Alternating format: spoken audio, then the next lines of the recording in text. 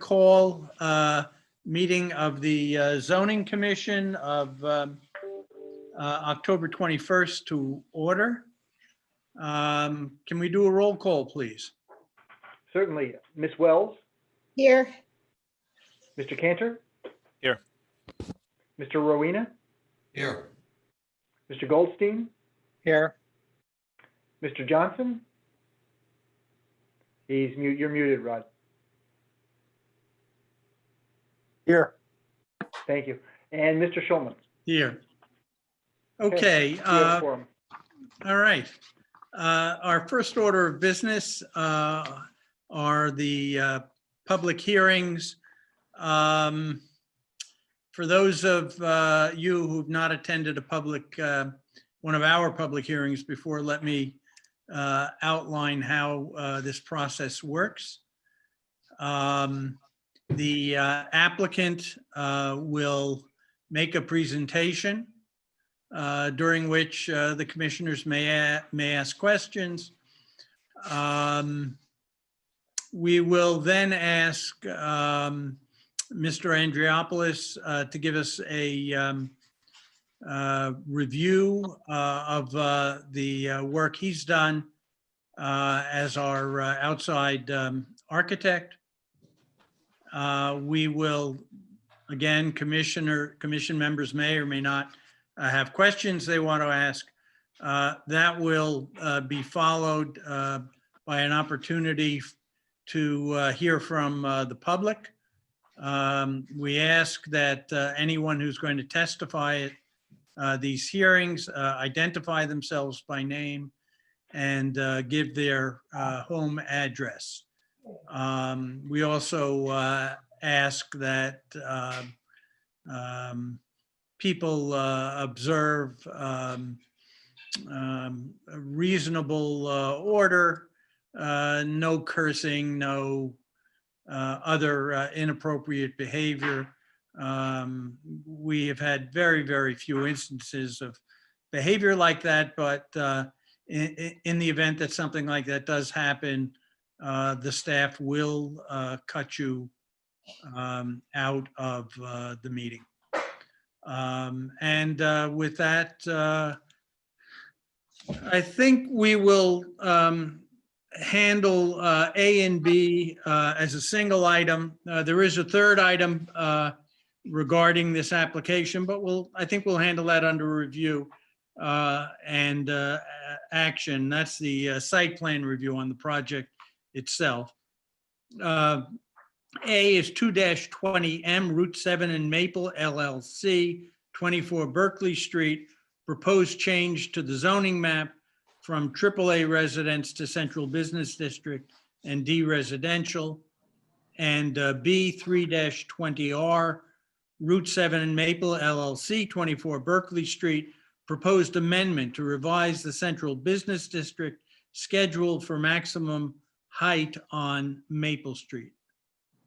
With that, I'll call on whoever is representing Route 7 and Maple LLC to begin the presentation. Thank you, Mr. Chairman. My name is Craig Flaherty. I'm a principal and senior engineer with Redness and Mead, a land use consulting company with offices in Stamford and Wilton. On this project, we have been filling the role of land surveyor, site civil engineer, and helping with the planning and zoning consulting and permitting. Also with us on the call tonight is my colleague, project engineer Vincent Hines, our architects Kyle Kaleva and Ron Gooden from Phase Zero Design, our landscape architect Kate Throckmorton from Environmental Land Solutions, and owner representative Paxton Knoll. The owner entity on these properties is Route 7 and Maple LLC. Property we are talking about is 24 Berkeley Street, and the first two applications before you tonight are 2-20, which is a map amendment, which seeks to take the property from the AAA zone and then split zone it to CBD and D residence, which will be described, as well as application 3-20, which is a regulation amendment that looks to add an additional height restriction for this property on Maple Street.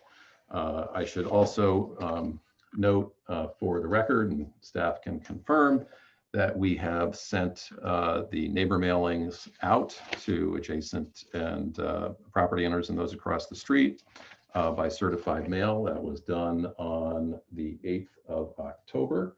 And we have also, with your staff's assistant, made sure that this public hearing was duly noticed in the Norwalk Hour. It was published twice on October 8th and October 15th.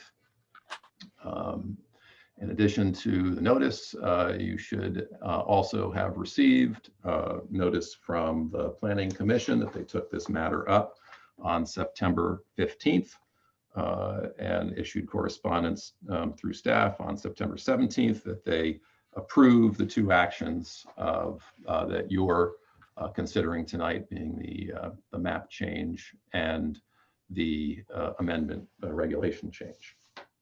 In addition, your design reviewer also, Andropolis Design, also felt the map and regulation changes would result in something that is consistent as a transition from the CBD zone to the D residential zone. There were a couple of nits related to the site plan review, which I'll get into during that part of the application. We'll discuss that in a bit. But I guess I'll share my screen now and walk you and the public through the proposal. 1 second. So this is just an aerial view to provide orientation. Maple Street is here at the bottom, north is up. Hold on, one more thing. Oh, I can't do that with this one. All right, fine. Maple Street is at the bottom, north is up. Berkeley Street is right here on the east side of the site. The highway, Route 7, is on the west side of the site, and the project site is mapped in yellow. Also indicated in the aerial are the Berkeley, which is a 6-story building with 129 units of housing with some commercial space on the first floor. Across the street is the former YMCA site, now owned by the Norwalk Hospital, also zoned for more than 6 stories and 72 feet. Mentioned the highway. There's also the Norwalk River Valley bike trail. I'm sorry, the bike trail here on the west side of the site, which is an interesting and unique piece that we're excited about. There are D-residence properties to our north. This is kind of a view of the property over time. Originally, it's an amalgam of 3 different properties that each had residences or multifamily residences on them back in 1965. But soon thereafter, the Department of Transportation bought many of these properties in the area so they could build the Route 7 highway and Berkeley Street. So you can see this just 5 years later with the construction of the highway shown here just west of the site and a new Berkeley Street already constructed just east of the site. And of course, this is now current conditions where the site sits. All the properties on Maple Street, Berkeley, and the YMCA site are in the CBD zone. This is currently in the AAA zone, really because that's what all the highways owned by the DOT are zoned in the city of Norwalk. So this was the zoning on the left here prior to the highway going in. It was D-residence zone at that time, and this here on the right is the current zoning. So you can see it there in AAA, CBD on the right and the bottom, and then D-residence above. This is the detailed map that's required as a part of the application that indicates the meets and bounds from which the notice was created, that shows the portion of the site and right-of-ways that we are proposing be zoned CBD, Central Business District, instead of AAA.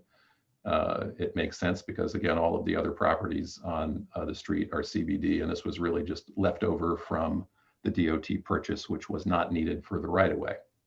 And then the back portion of the site, which is a really narrow stem, is going to be zoned D residence to match the D residence zoning on the back of Berkeley Street.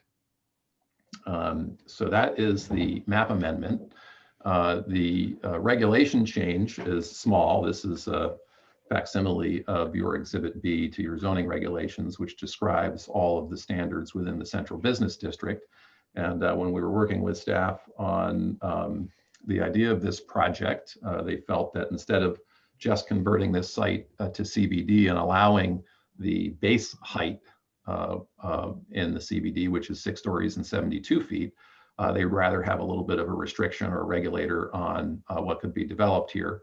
And this is that restriction. So instead of the base height of, 6 stories and 75 feet, we are creating a restriction similar to the restrictions you have elsewhere in the zones. For instance, at Commerce, Isaac, and Wall, you have a 4-story restriction. At Belden, Bernal, and Cross, Maine, and so forth, you have a 4-story restriction. We're adding a 4-story restriction for Maple Street so that we can't build to the base height in the zone. So that's really a further restriction. Let's just see what's going on here. So the important part of, at the end of the day, this ultimately will get built, which is what we'll talk about under the site plan review section, which basically the zone change and the map change, or the map change and the regulation change allow a 5-unit townhouse development, 4 stories, as you see in this rendering. Important to note, and certainly important for the Planning Commission's review, is consistency with the plan of conservation and development. And we've cited a couple of quotes from your POCD, as your staff report, I believe, has as well. And that is the POCD says you should support housing policies that promote higher density housing near existing and future employment centers and availability of public transportation. We're, of course, right near the Norwalk Hospital, right up and down West Ave, with many businesses there. And of course, the mall is not too far away either. And there's many bus routes that use both West Ave and Maple Street. I think there's a bus stop literally right in front of the site. The other quote that the Planning Commission noted in their approval was that you should promote diverse housing types, such as townhouses, what we're proposing, condos, live-work units, and rental apartments in Norwalk's urban core at transit-oriented locations and in mixed-use clusters on major corridors in village districts when appropriate and through redevelopment. So they found this matter to be consistent with the POCD. We, of course, agree. So that is the base of my presentation, without getting into specifics on the site plan review application, which will be up when it's there on the agenda. Oh, Craig, we're going to hand, I believe, Mr. Chairman, but correct me if I'm wrong, I think we're going to handle all 3 at one time, and then they would vote on the item separately. That's correct. All right, that's fine. I misinterpreted your comments at the start. I apologize. I'll go into the site plan now. Again, here you see what we want to do. 5 townhomes, 4 stories each. And let me get to, I'll use the landscape plan because that's the nicest one to look at.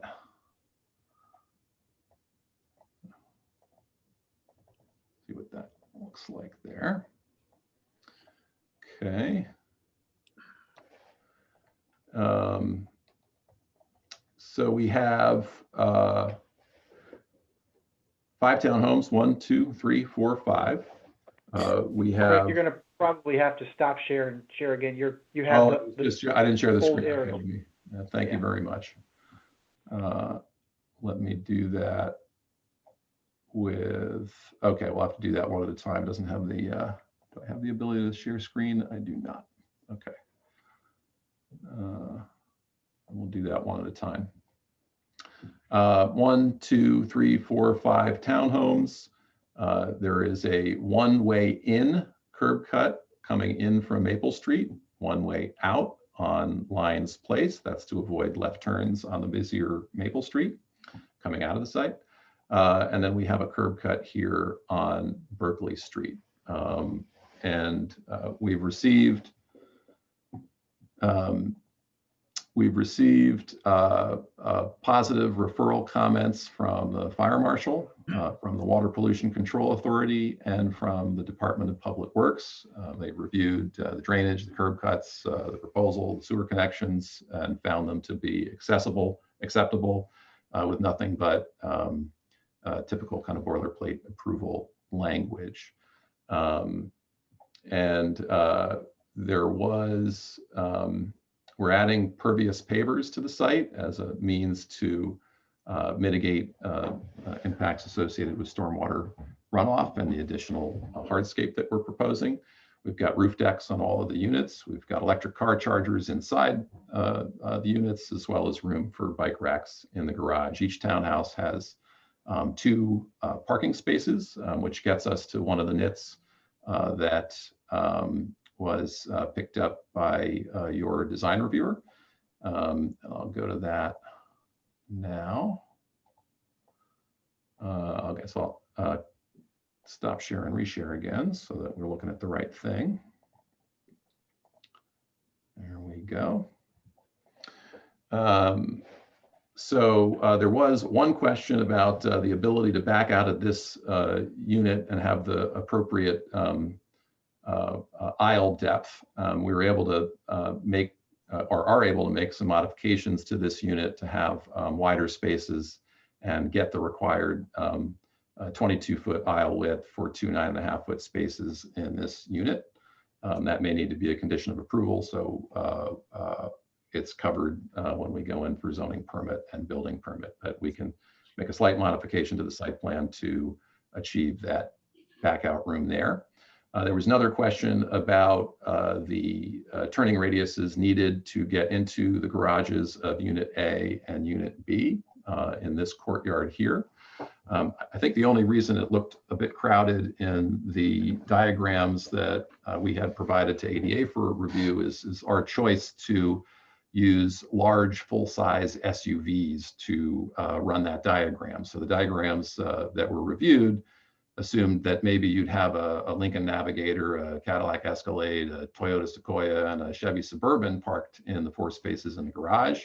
And if you've ever gone to the grocery store and come upon a parking space with a Suburban on one side and a Sequoia on the other, sometimes it gets a little tight. You need to take a couple of tries to get in the space. But that's a small portion of the vehicles on the road. We were just trying to be conservative to prove that, yes, even those full-size vehicles could get in the garages, albeit with a couple of 3-point turns, depending on the turning movement. After we saw the comment in the ADA sign-off today, we just ran through much more typical sized vehicle turning movements, which would be kind of your standard full-size sedan, Honda Accord kind of thing. And I'll show you those now.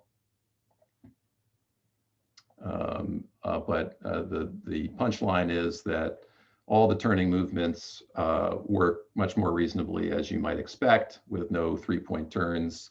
Everybody can get into and out of the garage without challenge. So it works very well for most cars on the road.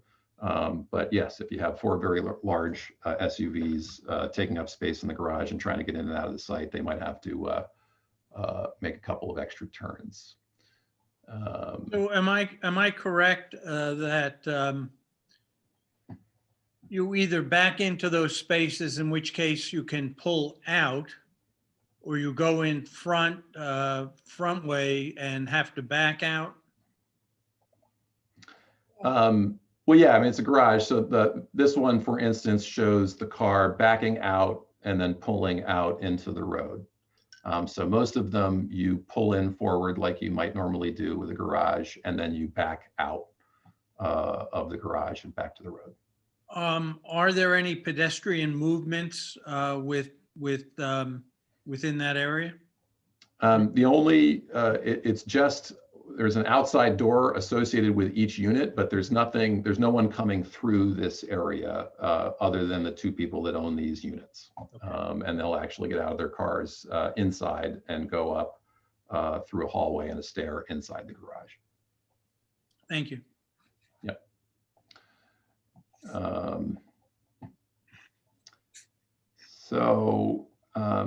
I think that's the meat of it. We've had a pretty smooth SEAC process. And I think I've touched on the salient points of the design review. If you have any questions for our landscape architect, she's on the call. If you have any questions for our architect, he is on the call.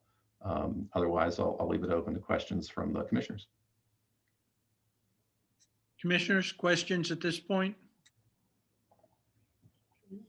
All right, then let's hear from Mr. Andreopoulos. Good evening, Bill Andreopoulos, Andreopoulos Design Associates, Norwalk, Connecticut. Yeah, we knew that the turning radiuses were of a larger vehicle, and I appreciate Craig turning out with this some smaller, more moderately sized cars that show the obvious, that there could be smaller sized cars that will be living in these units. So, it was just a point that we wanted to make, that you do have two opposing garages back to back, and inadvertently at times there's going to be a vehicle that just pulls in that driveway and creates a blockage for both garage doors. Nobody's going to be able to get in or out either one of them. Someone's making a delivery there or something like that. I'm just pointing out the obvious. If there's probably no way of policing that, but other than the homeowners themselves, asking people to, put out signs or something, say, do not block driveway, which you see all over in certain instances. So it's tight, it's tight, obviously, with a Suburban or an Escalade, and much easier and normal with a 16-foot long vehicle, which is most of your mid-sized cars. So, I'm hopeful that that's the case, but there are 3 bedrooms in these units. There's a possibility of a lot of traffic, in and out of the driveways, and that's just a point we wanted to make on that. But other than that, we think it's a nice development, and we think it fits in with the neighborhood scale wise, and I think it's a nice transition. That's it. It's just pointing out some of the obvious things. That's all. Thank you. At this point, any further comments from the commission? All right, if not, we'll open it up to the public. Sure. So anyone from the public, if you'd like to speak on this application, you could use the raise your hand feature, or if you're dialed in on a telephone, you could use *9, and then I'll drag you over so that you can speak.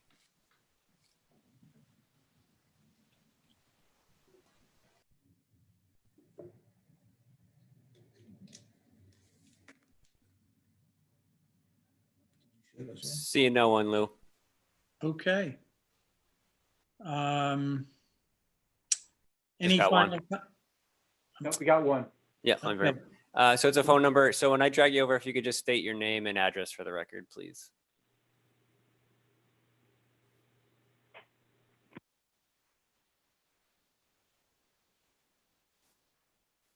To unmute yourself, hit *6. It should unmute you. I can try doing it. You there? Hello. Hi. Hi. Hello. Yes, we can hear you. Can you just tell us your name and give us your address, please? Actually, my name is Eleni Yanakidis. I'm the owner of the property behind the project that you're talking about. Okay, thank you very much. Please give us your comments. I do have a concern and a question. The property, like I said, it's right behind my house, or front of my house, as I should say. And I'm concerned. It's the first time I saw the plans today. I was aware that the property was sold, but I wasn't aware that, everything was going on till I received the letter, and I just saw the plans today. And you planning of building 5 houses here with 3 bedrooms as far I just heard half of the meeting. That's a concern of me. It's going to be right up my window of my bedroom.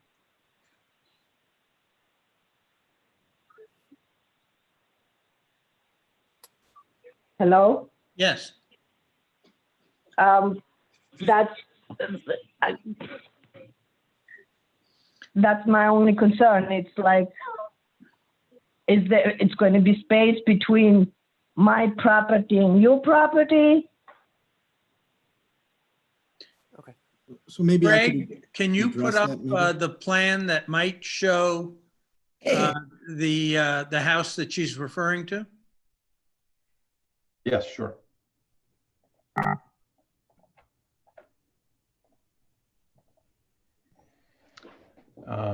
So this is the property boundary. This is the house of the caller right here at 14 Lyons Place. I think it's a 3-family, perhaps. Not exactly sure. We should point out that the title that the state has on this property and we took actually shows the property boundary farther to the north. But we've effectively agreed to resolve that and not contest it so that make this easier on everybody and are choosing to develop a property in this location. yeah, so if I could, this is Paxton Knoll. What we found is that the house in question, I think the previous owner had illegally built a 10-foot addition onto that house onto the state's land. And the state found this as they were selling it to us. There was also a couple sheds that the caller was asked to take down, and she did.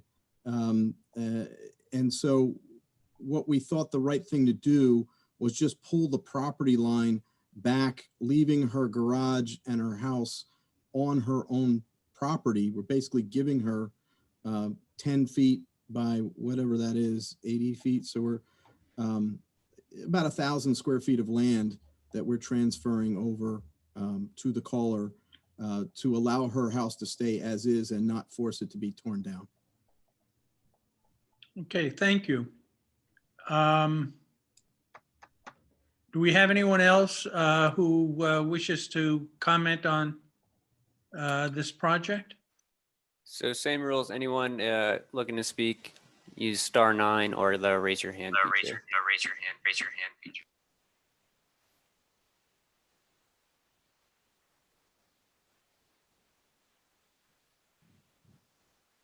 All right, if not, Mr. Flaherty, floor is yours again for rebuttal. Yeah, oh, does that go somewhere? I don't know that I heard anything I need to rebut. I think we're very comfortable with the design. We're excited to build it. We think it's a great addition to kind of continue to fill out this street. And we look forward to your vote. Any final questions or comments from commission members? All right, if not, we will close this hearing and move on. All right. The next public hearing, 8-20 SP, the Norwalk Housing Authority, Colonial Village, new multifamily development with 69 dwelling units in 18 new buildings. Can I ask Mr. Knoll, if you would, okay, we're good. Attorney Suchi, you're going to represent the Housing Authority? Yes, thank you, Mr. Schulman and members of the commission. For the record, my name is Liz Suchi. I'm an attorney with Carmody, Torrance, Sandak, and Hennessy, 707 Summer Street in Stamford. A few housekeeping matters before we move forward. First, I would like to publicly thank and recognize Dory Wilson, who recently retired for more than 30 years of service to the city. Dory handled many of the applications I submitted on behalf of clients, and she did so with honor and integrity. Over the years, she and I became not only colleagues, but friends. I will miss her knowledge of the city, her attention to detail, and wish her all the best in her retirement. But in saying that, I also look forward to developing the same longstanding relationship with the newer staff members, which I'm sure we all will enjoy in upcoming years. Another matter of housekeeping, notice of the submission of the application was mailed to neighbors by certificate of mailing dated August 5th. And then notice of tonight's public hearing was mailed to all abutting property owners and those directly across the street on October 8th. And the domestic return receipt cards and certified receipts for those letters for which we did not receive domestic return receipt cards were delivered this morning to Mr. Kleppin's attention. So hopefully those have made it to the file. Present this evening will be, and you will hear from, I presume, all of them, Adam Bavilski, the Executive Director of the Housing Authority, Tom Maestros of Stoll & Lee, the Project Architect, Kevin McCutcheon of Ty and Bond, the Civil Engineer, Kate Throckmorton of Environmental Land Solutions, our Landscape Architect, and Neil Olinsky of Malone and McBroom, the Traffic Engineer. You may also hear from Greg Lepola of the Housing Authority. He's the Project Manager. Tom Maestros, if you would, could you screen share the aerial? Just Liz, before you begin, are we looking at the Trevi Fountain today? Yes, we are. Okay, just wanted to confirm. I keep everybody on their toes. a little trip through Italy every so often. Okay, Tom, if you would do the first aerial, that would be great.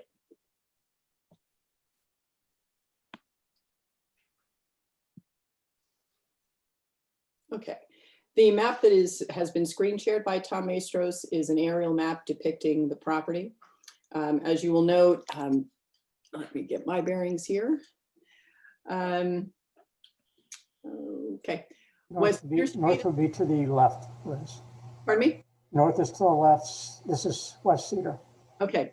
So as Tom is indicating, West Cedar runs from the top of the screen generally to the bottom, intersecting at Scribner Avenue, basically to the right. To the right of that intersection is the parking lot for Best Buy and TJ Maxx. The Colonial Village is a substantial piece of property in Norwalk. The existing Colonial Village has approximately 200 residents today. It was constructed in 1951, and you'll hear later from Adam Bavilski as to improvements that are going to be underway very shortly. The Housing Authority is its own entity. It is not a department or a division of the City of Norwalk. It's an entity unto itself. And the land that's the subject of the application is land owned by the Housing Authority. It is not a city park, nor is it city open space. So the property that is the subject of the application is about 7 acres on that north side of this aerial map that you see with the field in the middle. There's another aerial map. You'll see West Cedar on the right. Suncrest Road is on the bottom. And Suncrest Road brings drivers and pedestrians into the existing Colonial Village. Cedar Crest Place is on the top part of the screen. And off to the left, off the screen would be Quaker Road. Okay. The proposal before you is to develop the site, the northern 7 acres, with approximately 18 new structures, which would offer 69 units of housing, 18 one-bedroom, 27 two-bedroom, and 24 three-bedroom units.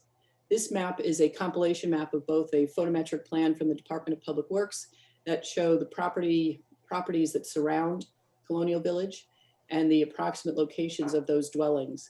The reason we're providing this to you is there was a question at one of our prior meetings to try to give a sense of scale and density that this project would offer in relation to the density and scale of the surrounding neighborhood. So you'll see Cedar Crest Place on the right side of the page with the various single-family residences, and there are a few two-families.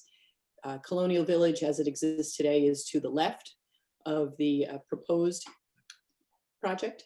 And then up on the north side are other single family and multifamily residential. As you'll note at top left corner of the screen, that's Ledgebrook condos in that area. The proposal includes at least 7 deed restricted affordable units, some HUD subsidized, some supportive. Parking for the site requires 1.3 parking spaces per dwelling unit, which rounds up to about 90 spaces required. However, we're proposing in excess of 138, and that's for 2 reasons. One, it is for the benefit of those individuals who will live in this portion development, so that there is sufficient parking. And that was always a concern of the Norwalk Housing Authority, to make sure that there was ample parking. And also it was raised as a concern by the neighborhood that the parking regulations that currently exist and the number of parking spaces that would be required would be insufficient for the number of units that are planned and the number of structures that are planned. Unlike the application before you, there is no zone change, no text amendment, no variance required for this proposal. In addition to the dwellings, there's about a 1/4 mile long walking trail to provide recreation area for the residents. And we thought that was a great idea, since we believe it would be more actively used by residents, rather than some recreation areas just sit there, they're not activated, folks don't use it. And we thought that a walking trail, particularly now with more and more people walking as a form of exercise, that would be a benefit to the residents of this portion of the development. There is also a 5,400 square foot plus or minus community center that Tom is circling right now. And in that center, there would be activities, after school activities for students, some programming for the residents, and probably equally as important, if not more so, management staff in that facility who would manage and be responsible for the day-to-day operations of this portion of the Colonial Village project and the remainder. Questions have always come up, well, how many school children might be generated by this type of development? And based upon the profile of the existing Colonial Village, we contemplate somewhere in the area of 52 to 58 children. And that's, it's not an exact science, but that's based upon what the number of children that exists at the current Colonial Village, which has probably 3 times the number of residents as is proposed with this development. Just a little for some additional information, there are on-site wetlands and watercourses. There is a watercourse that transverses the site along the northern boundary, and that's about 810 feet long. In addition, there is a wetland corridor of about 1/2 an acre, and you'll see that in that light green color. We propose no activity within the wetlands, no structures. The only activity would be removing invasive species. There are no loss of wetlands or watercourse. A public hearing on the application before the city's Inland Wetland Agency concluded on October 13th, and we await action hopefully on October 27th. Another bit of information, the Traffic Authority on Monday approved a suggestion from our traffic consultant and from Michael Yosak of the city's Traffic Mobility and Parking Department to remove about 15 parking spaces on the northern side of West Cedar Street to make that a more safe and more safe thoroughfare in light of not only what we're proposing, but also the activity that does take place on that street. We have received sign-off so far from South Norwalk Electric and Water, the Fire Department, and the Health Department, and we received comments from Public Works and Water Pollution Control Authority, and we are working on responses to those comments. Should we not be able to receive final sign-off from WPCA and DPW, like you have done in the past, I suspect that you would make that a condition of approval.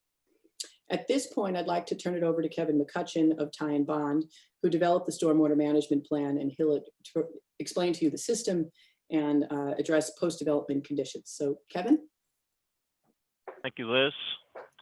For the record, my name is Kevin McCutcheon from Ty and Bond of 213 Court Street in Middletown, Connecticut. I'm a civil engineer licensed in the state of Connecticut for over 10 years. The plan we're looking at in front of us, it's a rendered colored up version of our site materials plan that we're using to help portray the extensive stormwater management features that we've incorporated into this project. So there's a good number of colors in here. The main driveway that connects West Cedar Street goes in between in the middle of the buildings, heads north, which is left on the sheet, and ties into existing parking for the existing Colonial Village buildings. That main driveway has perpendicular parking spaces on each side of it for the majority of the driveway. We're proposing those parking spaces to be constructed out of permeable pavement for an LID measure for stormwater and promote infiltration. So Tom, if you want to go back to that, jump back to that colored version. So on the stormwater side of things, the water that lands on the permeable pavement is obviously treated by the permeable pavement, but also the driveway is shaped with a crown to it. So what lands on the driveway itself sheds off to those parking spaces on the sides. So everything you see colored in blue there is either permeable pavement itself or drains to permeable pavement. So that makes up the largest majority of the new pavement on this site. Is the permeable pavement going to be pavers, or is it a poured material? Current intent is for it to be asphalt, permeable pavement asphalt type material. Okay, thank you.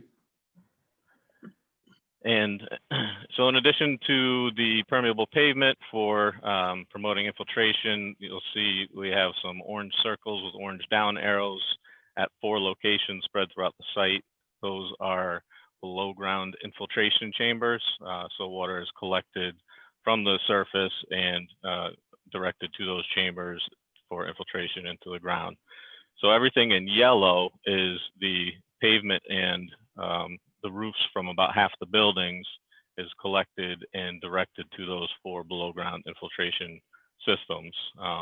And upstream of each one of those systems is a water quality unit, a hydrodynamic separator unit that separates out floatables and sediment prior to infiltration in the ground. So what's in yellow is treated by the below ground chambers. In addition to the permeable pavement, has under drains to collect anything that's not able to infiltrate there, which those under drains will then discharge to the below ground chambers for additional potential for infiltration into the ground. And then the remainder of the roofs are colored green.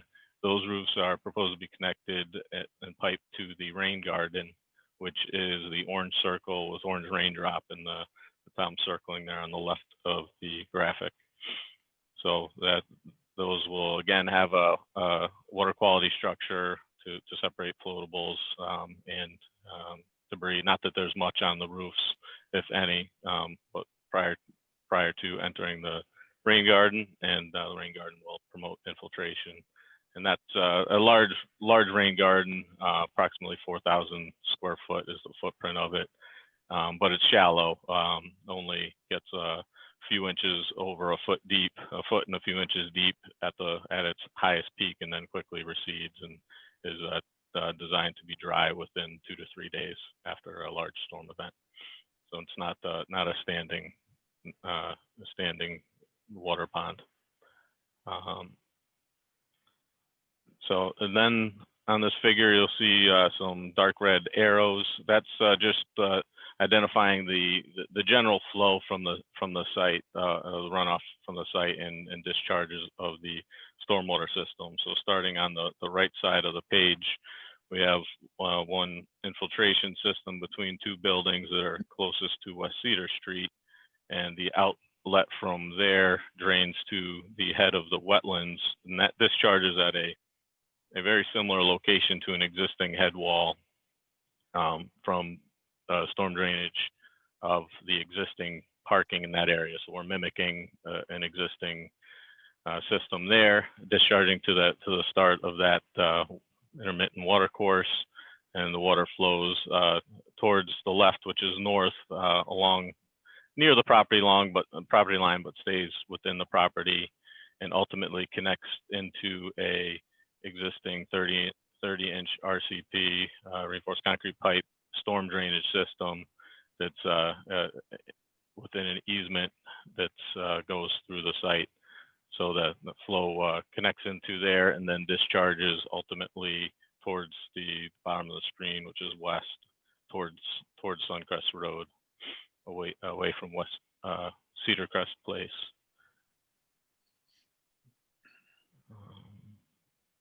So there's only a very small portion of the driveway highlighted in red, which does not get collected on that on-site drainage system, but does get collected within the immediate downstream system within the Colonial Village site. And so just due to elevation grades, collecting everything that's feasible to collect and promote infiltration on the site, and only minimal portion is not able to be collected.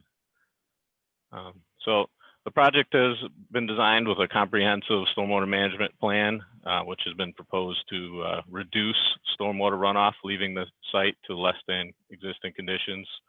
So we're making a reduction in peak flow and peak volume leaving the site.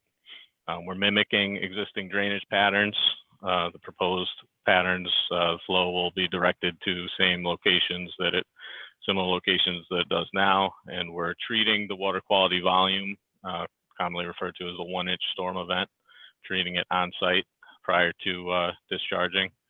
And this stormwater management design, it meets and exceeds all of City of Norwalk, State of Connecticut, and DEP stormwater management requirements.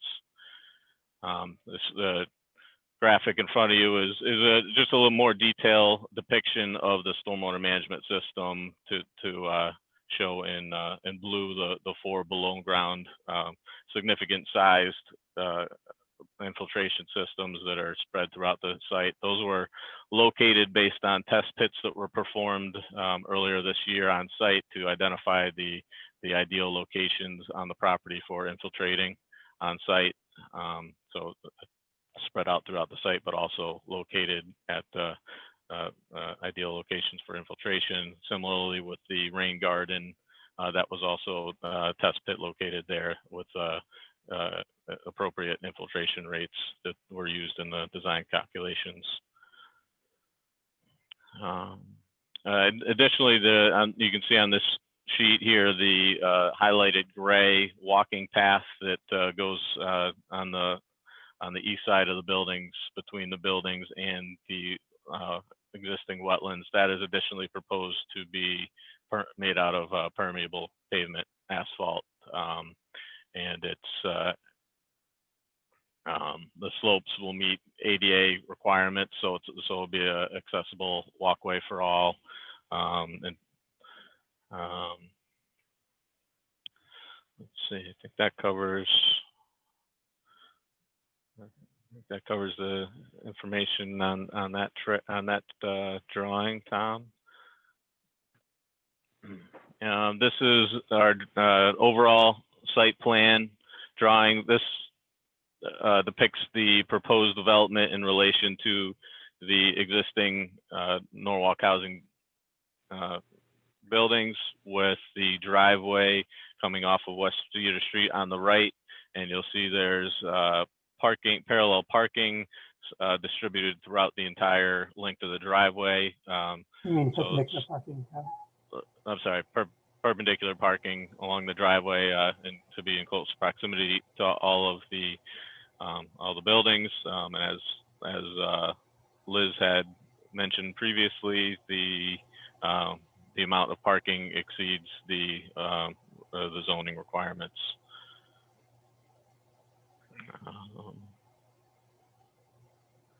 I think that's all I had for that. Now I'll turn it over to Kate Throckmorton, landscape architect, to discuss landscape. Okay, thank you, Kevin. Good evening. For the record, Kate Throckmorton, licensed landscape architect with Environmental Land Solutions. I've been with Environmental Land Solutions for over 20 years. Our offices are located on Knight Street in Norwalk. We prepared the landscape and lighting plan, the wetland assessment, and the wetland mitigation plan. The site plan that is up in front of you right now is a colored rendering of the landscape plan. So it highlights the parking and driveway areas in gray, the new buildings in brown, and the new landscape trees in the green circles. It also highlights where the wetlands are located along the top of the page, highlighted in blue. And that wetland area consists of a natural wooded perimeter to the site that's anywhere between 85 and 100 feet in width. And that will be maintained after this project and during this project. The flag wetland composes an area of about 0.59 acres. And all of the 18 buildings will be essentially 50 feet outside the upland review area for the wetland areas. The new trees, as you see, are distributed throughout the site. Interior trees for the parking area will help shade the parking area and provide some softening for the buildings on the interior areas. And then around the perimeter of the site, we focused a lot on the landscape buffer areas, providing additional trees along there.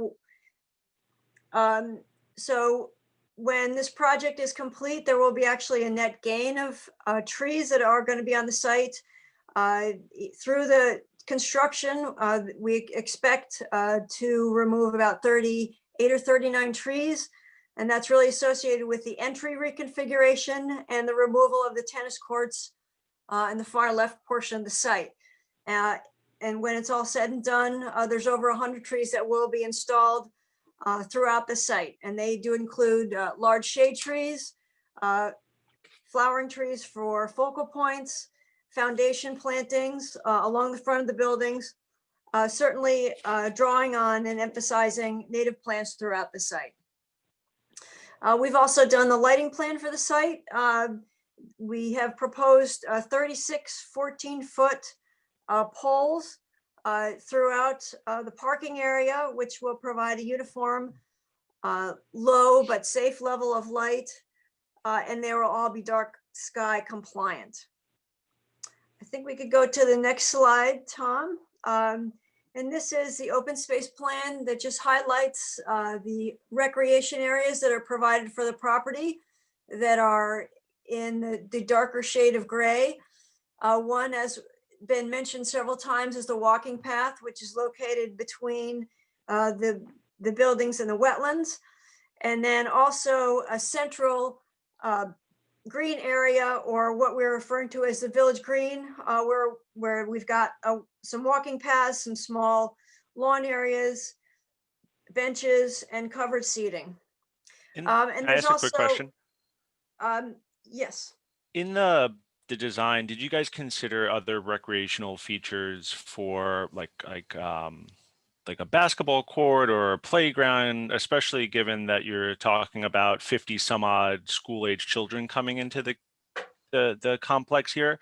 You know, a walking path is really nice, but not something I imagine, 7, 10, 15-year-olds, wanting to engage with. And especially since that's a big feature that's being, taken, with the current project that you're losing. I'm just curious if you thought about that or incorporating that in any way. Right, well, I'm actually going to allow, I'm going to pass on that answer at the moment. I'm going to let that go to Adam at the end when he was talked about kind of general programming and how the area was going to be designed. But the other feature that's on here that's not necessarily part of the open spaces, there's also a playground associated with the community center. And I'm going to let Tom go into that in a little detail when he gets into the community center programming. And then finally, on the last sheet for me is an enlargement of just the wetlands area. This is our mitigation plan with a little more detail. Again, the wetlands highlighted in light green, and the specific wetland enhancement plantings are in the darker green. I just want to reemphasize that we are not impacting the wetlands, and we are allowing that natural wooded corridor to remain. We have proposed a list of mitigation features that we believe will enhance this wetland resource that include picking up various debris that's accumulated in this area over many, many years, beginning to tackle and manage the invasives, specifically the vines that are growing in some of the larger mature trees.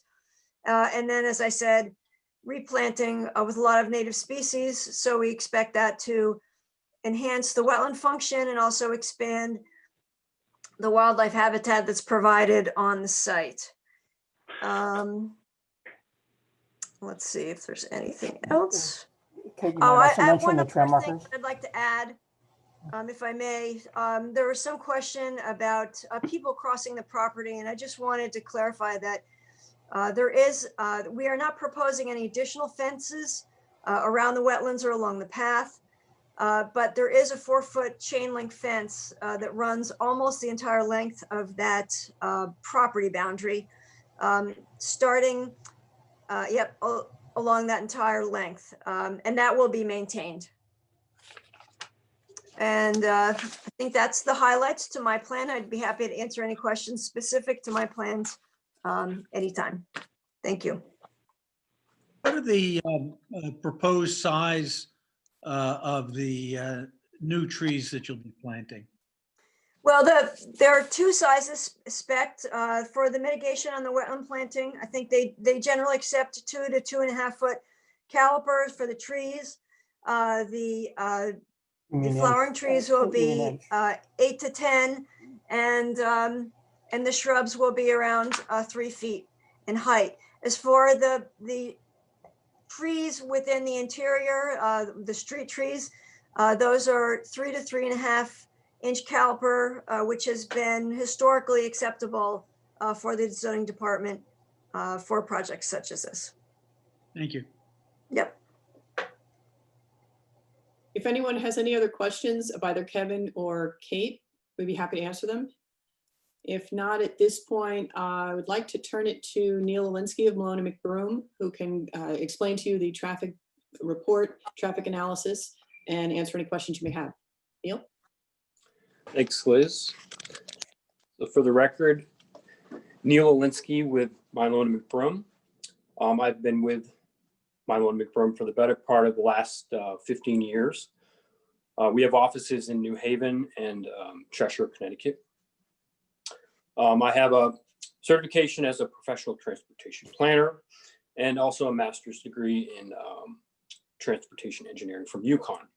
So one of the first things we do for a traffic study is we take a look and we estimate how much new traffic the proposed development could be expected to generate. What we did in this project, like many others, we looked at statistical data that has been published by the Institute of Transportation Engineers, ITE. The data indicates that for a development of this type, roughly 69 units, what you see in front of you on table 2 is the estimates, how much peak hour traffic the 69 units could be expected to generate on a weekday sort of peak hour basis. Roughly speaking, we're talking about on the order of 25 vehicle trips exiting the site during typical morning peak hour, 7 trips entering. During the afternoon, sort of reverse flow, roughly 25 trips entering and 15 trips exiting. Now these are 1 hour peaks. And we look at peak hours because they're the busiest times of the day in terms of a development's traffic. And largely, a lot of the time, the development peak hour traffic flows correspond with the peak hour commuter flows on the roadways nearby. So that's why we look at that. Roughly, generally speaking, the other 22 hours of the day tend to have less traffic. So we look at the peak hours in particular, and we study those, and we analyze those. So, not a whole lot of traffic. Traffic is, for our study, we routed it through the driveway. Some motorists could make trips sort of out to and from through the back way, Suncrest Road. But to be conservative, we routed all the traffic into and out of the proposed driveway at West Cedar. Go back, Tom, to that slide. Yep, well, that works. So, and again, traffic routing in and out of the driveway as we get further away from the site tends to fan out across the roadway network. So what we did for our study was we took a deep look at 2 nearby intersections and we studied those in detail. And we took a look to see if this new development's traffic could be expected to impact these intersections. Intersections further afield, again, the traffic from this new development is going to fan out and be less likely to impact. The 2 intersections, off-site intersections we analyzed in detail were West Cedar at North Taylor and West Cedar at Scribner. And what you see in front of you is the routed peak hour traffic volumes that we estimated. We are estimating to be generated by this particular development, 69 units. All right, so Tom, you can go to the next slide. So to establish a baseline of the roadway traffic volumes on the roadways nearby, we have to, generally, we tend to do regular traffic counts. For this particular study, we were authorized just as the pandemic was starting. So real counts were not an option for 2 reasons. We just simply couldn't go out there because not a lot of people were going on in the world. And traffic all around was very light in April and May because everybody was sort of at home lockdown. So what we had to do for this study is we had to look at cell phone routing data that was pre-pandemic 2019 data for these intersections. But we didn't just do that. We looked at the cell phone data and we calibrated it based on, I believe, 2017 or 2018 CONDOT traffic monitoring data for some of the roadways nearby, just to make sure that our cell phone data was representative of actual traffic. We okayed this with the city transportation, mobility, and parking department, and they were fine with that. So once we established a baseline of the roadway traffic volumes, and we then we established what you see here, the background traffic. What we call background traffic is the roadway traffic at a future estimated year. In this particular case, 2025 is the year. So we grew the baseline traffic to 2025 with some growth rates based on, again, input from the city as well as input from Connecticut DOT. And then, well, the background traffic is sort of one scenario. It's sort of, it is the scenario without the new development. We then add the new development's estimated traffic from the 69 units on top to sort of establish a before and after, or without and with scenarios of the study intersections. And then we analyze the study intersections using methodology by the Federal Highway Administration and the Transportation Research Board to analyze the study intersections in terms of things like levels of service and average motorist delays during the peak hours. And you can go to the next slide, Tom. Just a little background, I guess, on levels of service. Levels, one more slide, Tom, to the table, yep. Levels of service range from level of service A, LOS-A, to F, with A being generally pretty free-flowing, very low delay conditions. LOS-F being a lot of congestion, quite frankly. And what we found at our study intersections is with or without this development, the off-site intersections at Scribner and West Cedar and North Taylor and West Cedar could be expected to operate with levels of service ranging from generally B's and C's is what we're talking about. Level of service C tends to be motorist delays within the range of roughly, I believe, 15 to 25 seconds for your average motorist at the different approaches during the peak hours. And again, what we're seeing here, what we found in our study is the 69 units are not expected to change some of the levels of service Bs and Cs that are out there now. And from that standpoint, when you compare what you see between background and combined conditions, there's really very little to no expected traffic impact from this particular development. Another thing we looked at was crash history data along some of the roadways adjacent to the site over the last few years. While we did not notice any significant patterns, I would say, from the data, discussions with Mr. Yosik at the city's transportation department did lead to the recommendation, as Liz mentioned, the recommendation to remove on-street parking, roughly 15 parking spaces on street on the north side of West Cedar, between Scribner and roughly 40 feet east of the site driveway.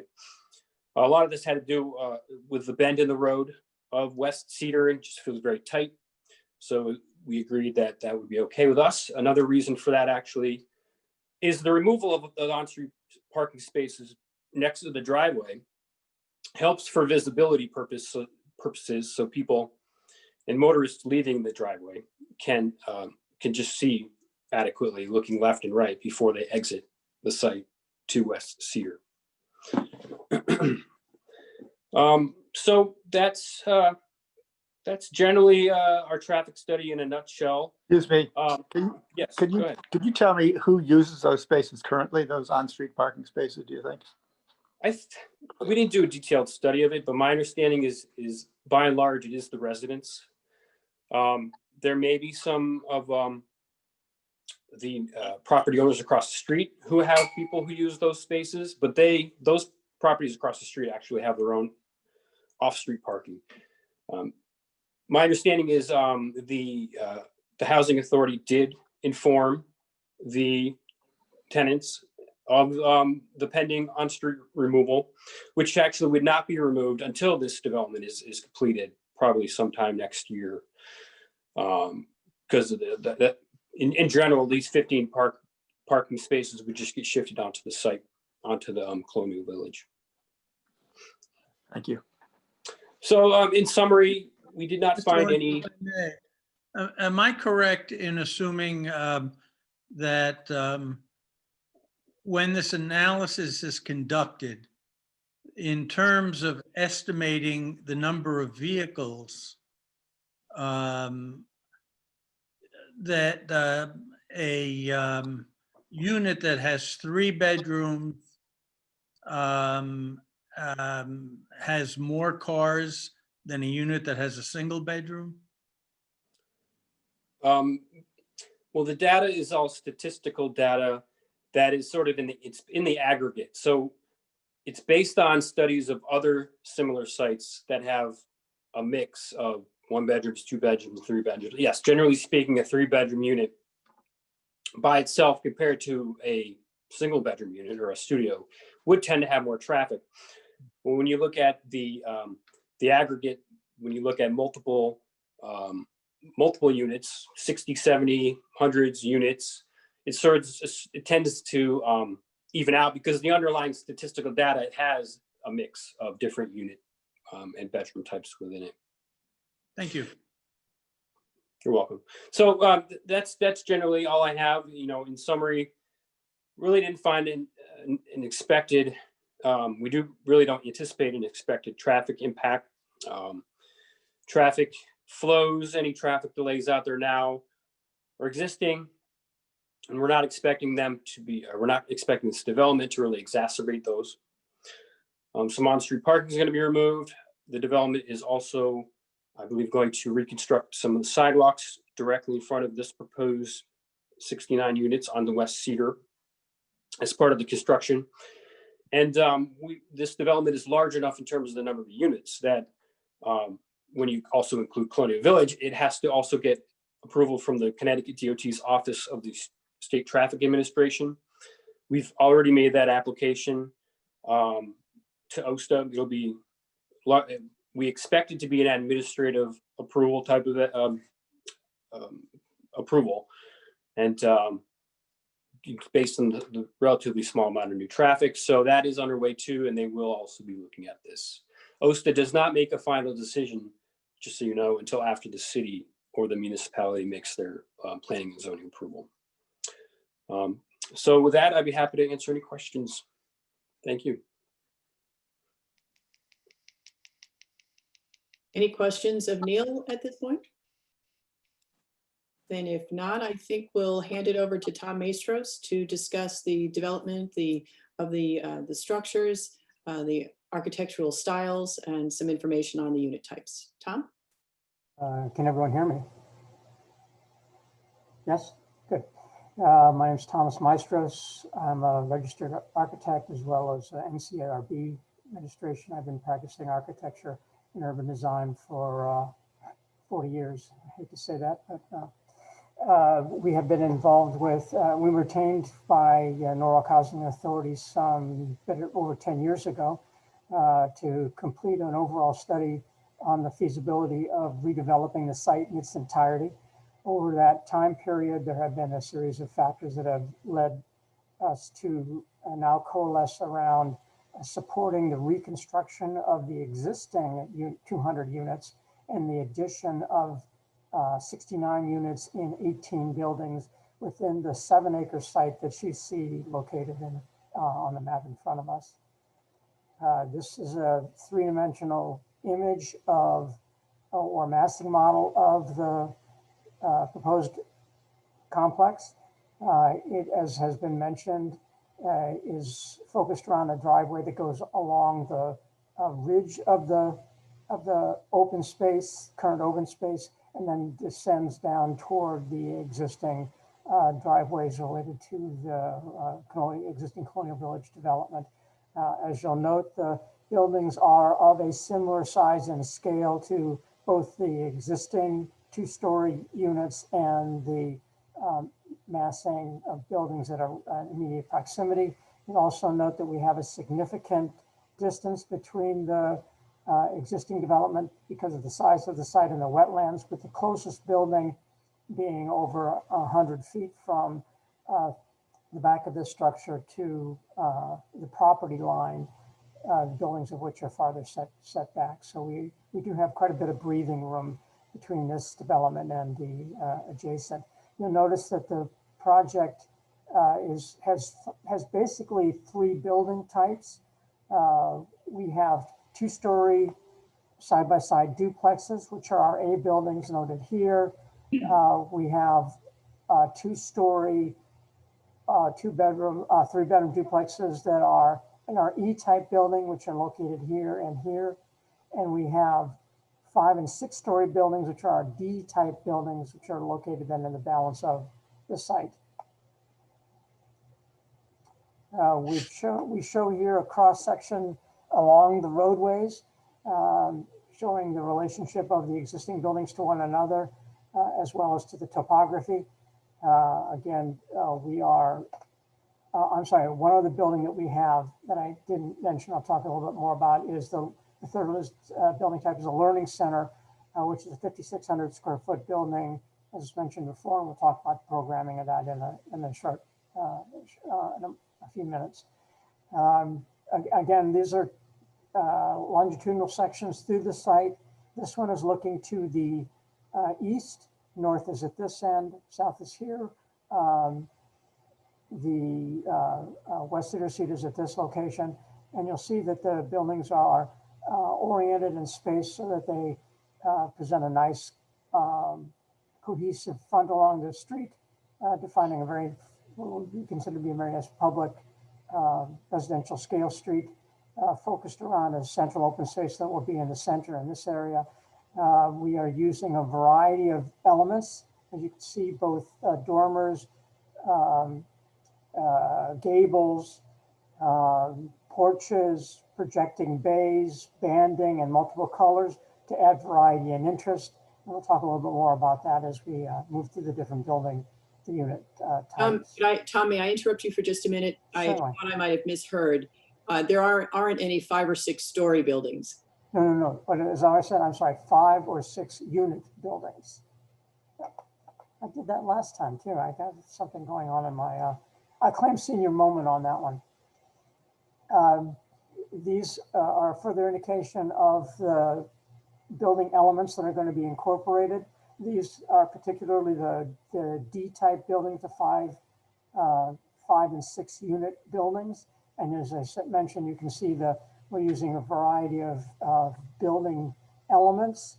They're 2.5-story structures, so they're falling underneath the zoning limits.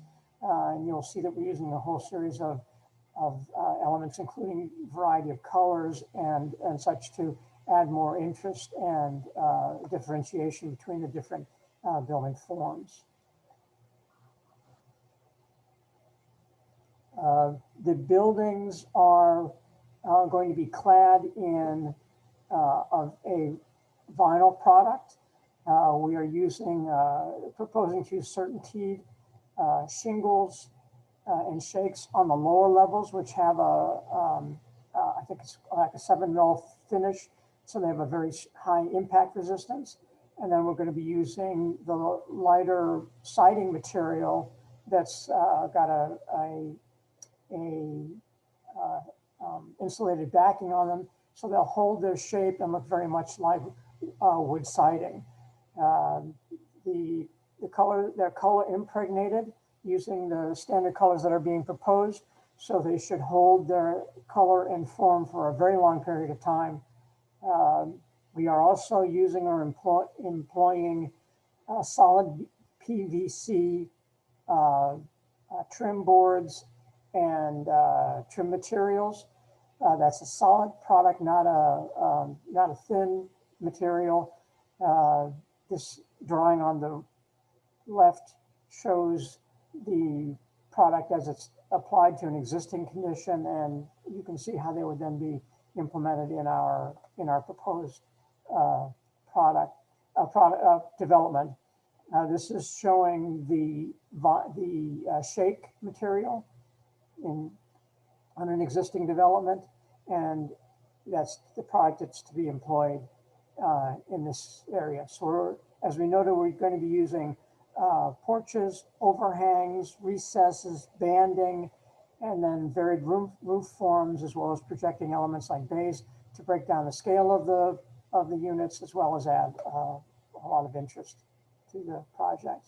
We'll start walking, I'll try and quickly walk through the different building types. This is the A-type building, the side-by-side duplex. Again, you can see the massing. It's a 2-story building with hipped roofs in general.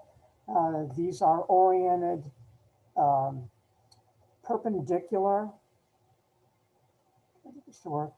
These are oriented more perpendicular to the driveways, which is kind of typical to the housing styles in the region.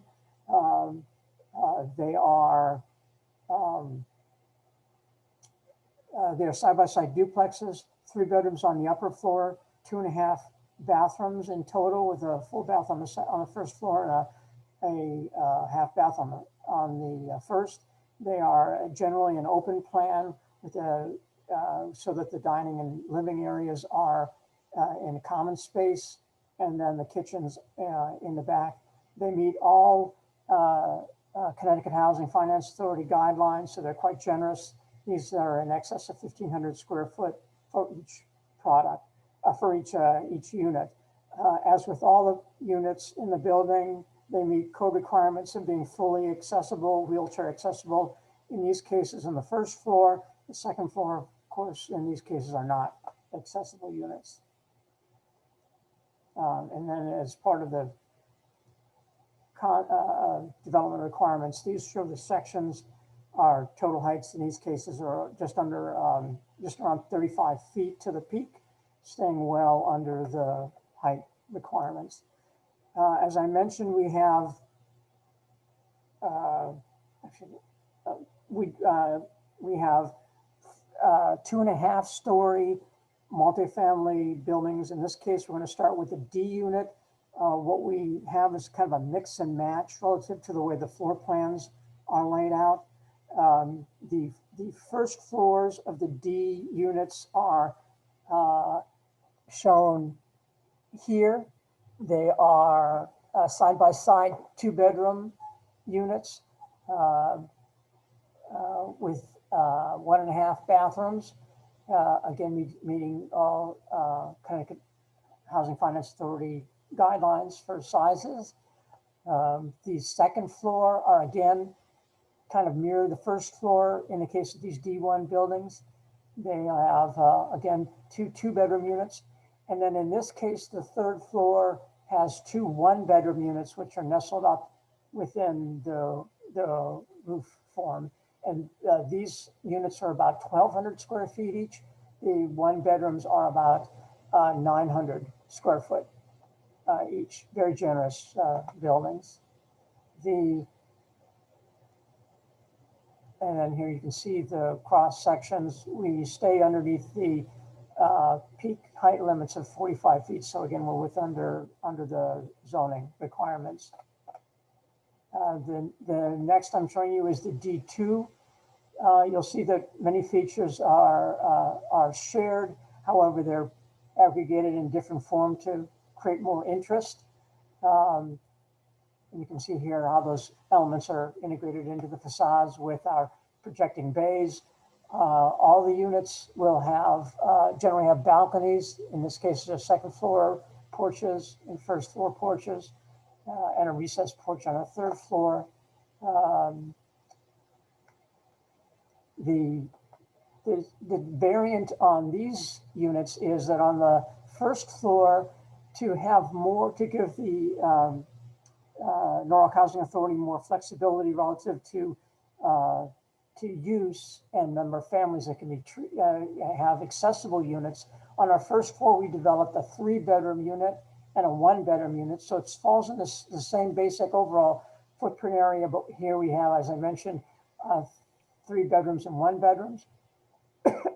On the second floor, they are the same 2-bedroom units. And then in this case, on the third floor of these D2, we have very large 2-bedroom units.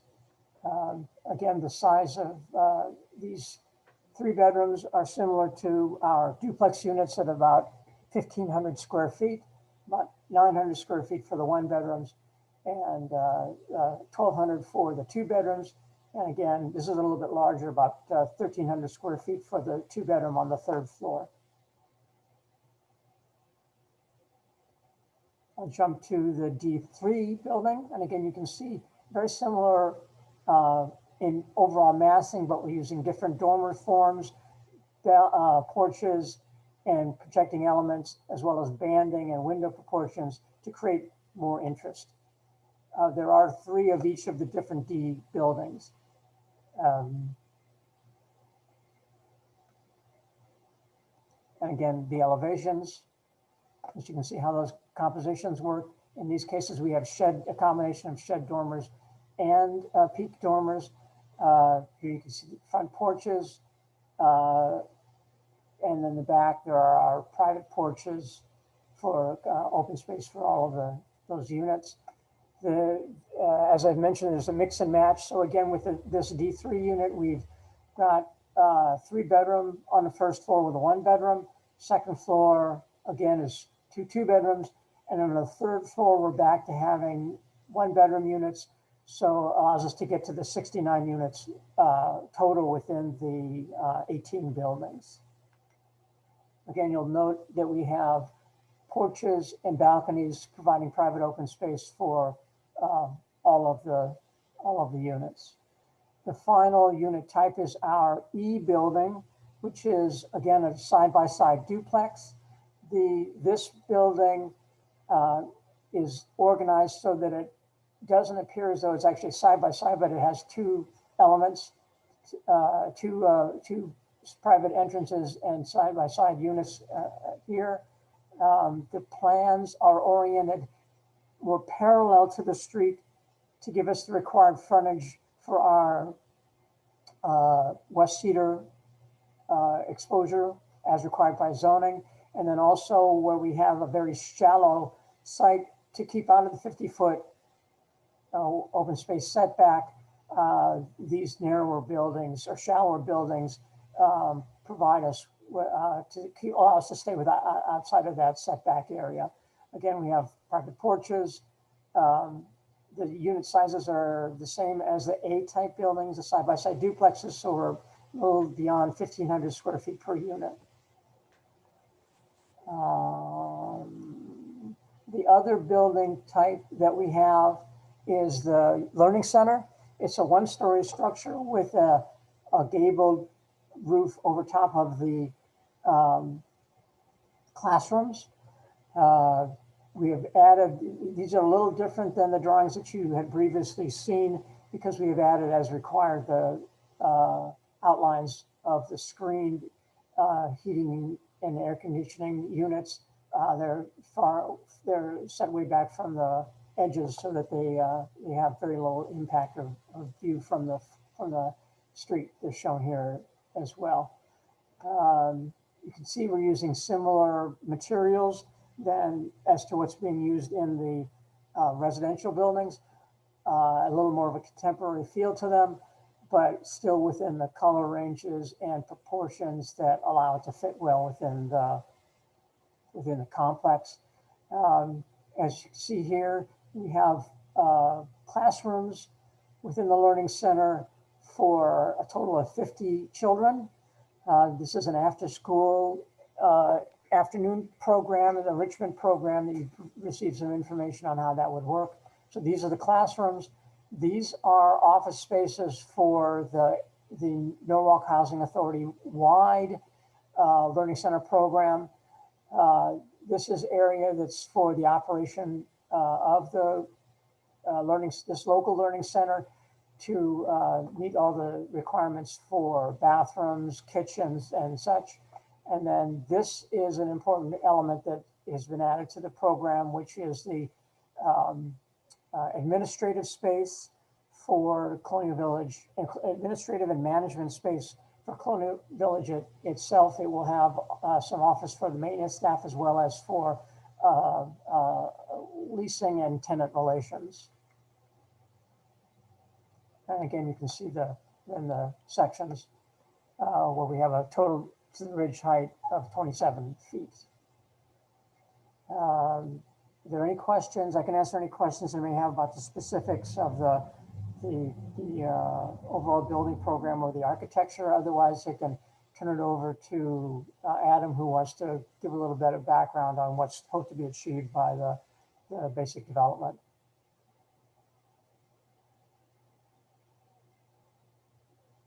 No questions at this point. I'll turn it over to Adam. Thank you, Tom.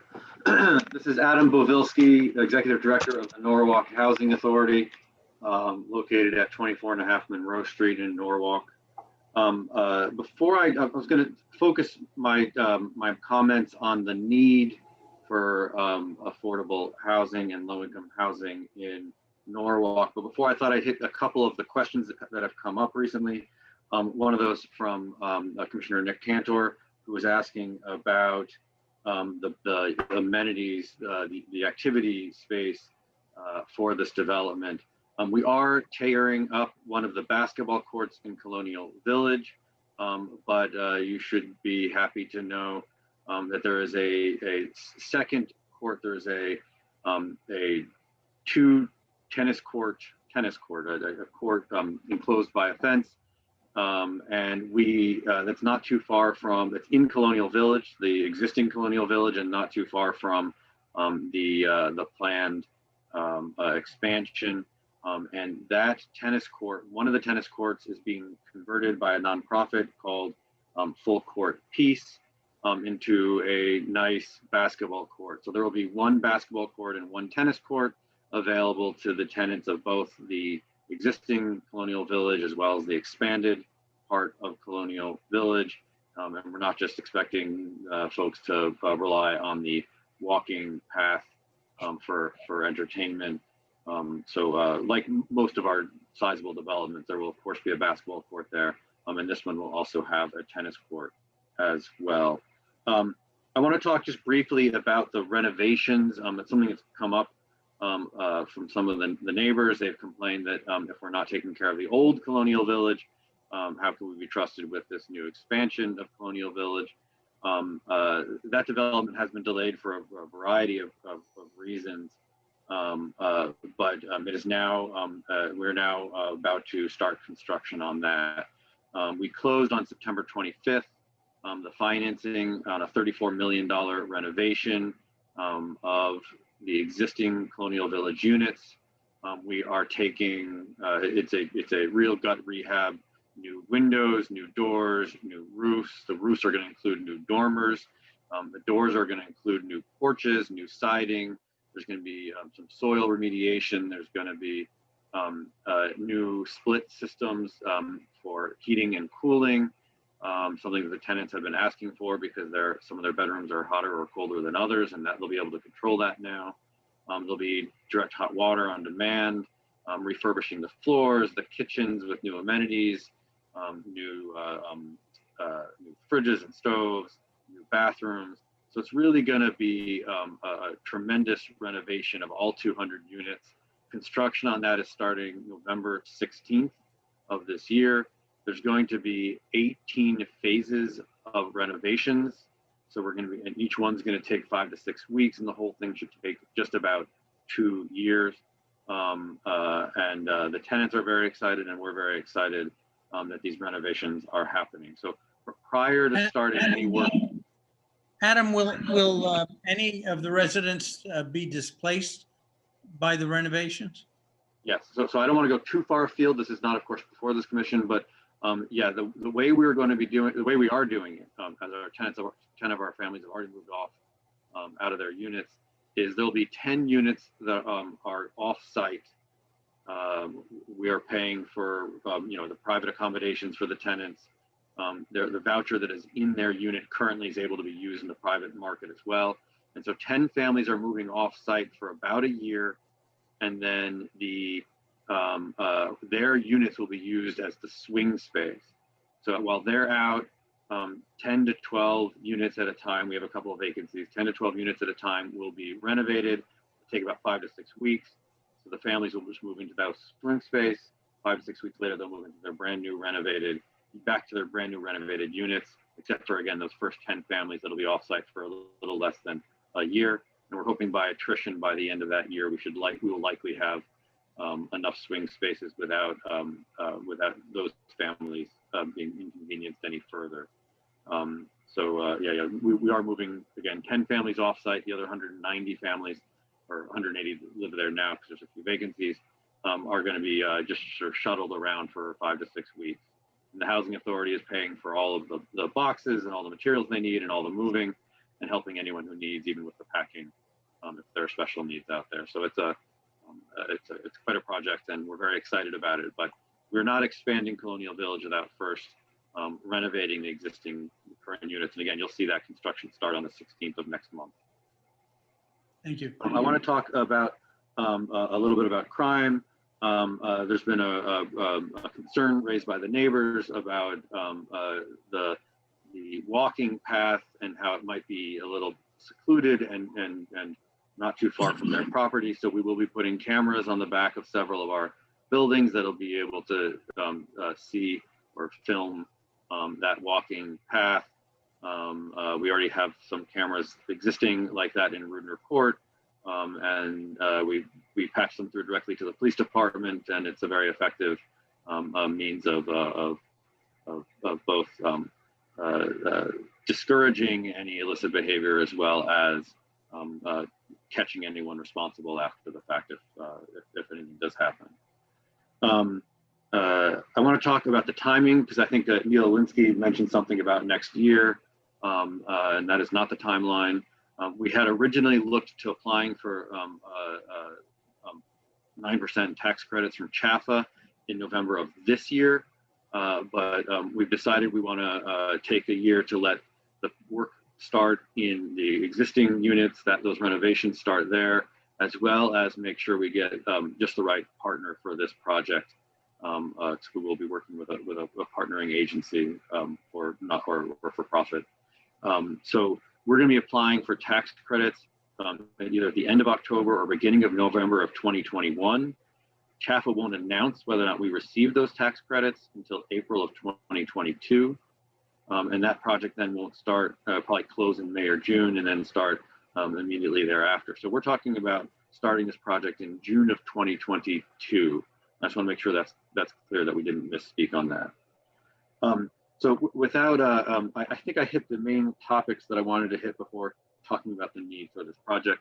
I think some of you have heard this pitch before, but I think it's very important. We actually just updated our wait lists. We just did a purge. We do that once or twice a year. We send out letters to all the tenants on all of our wait lists, and if they don't respond, we remove the names of those families from the list.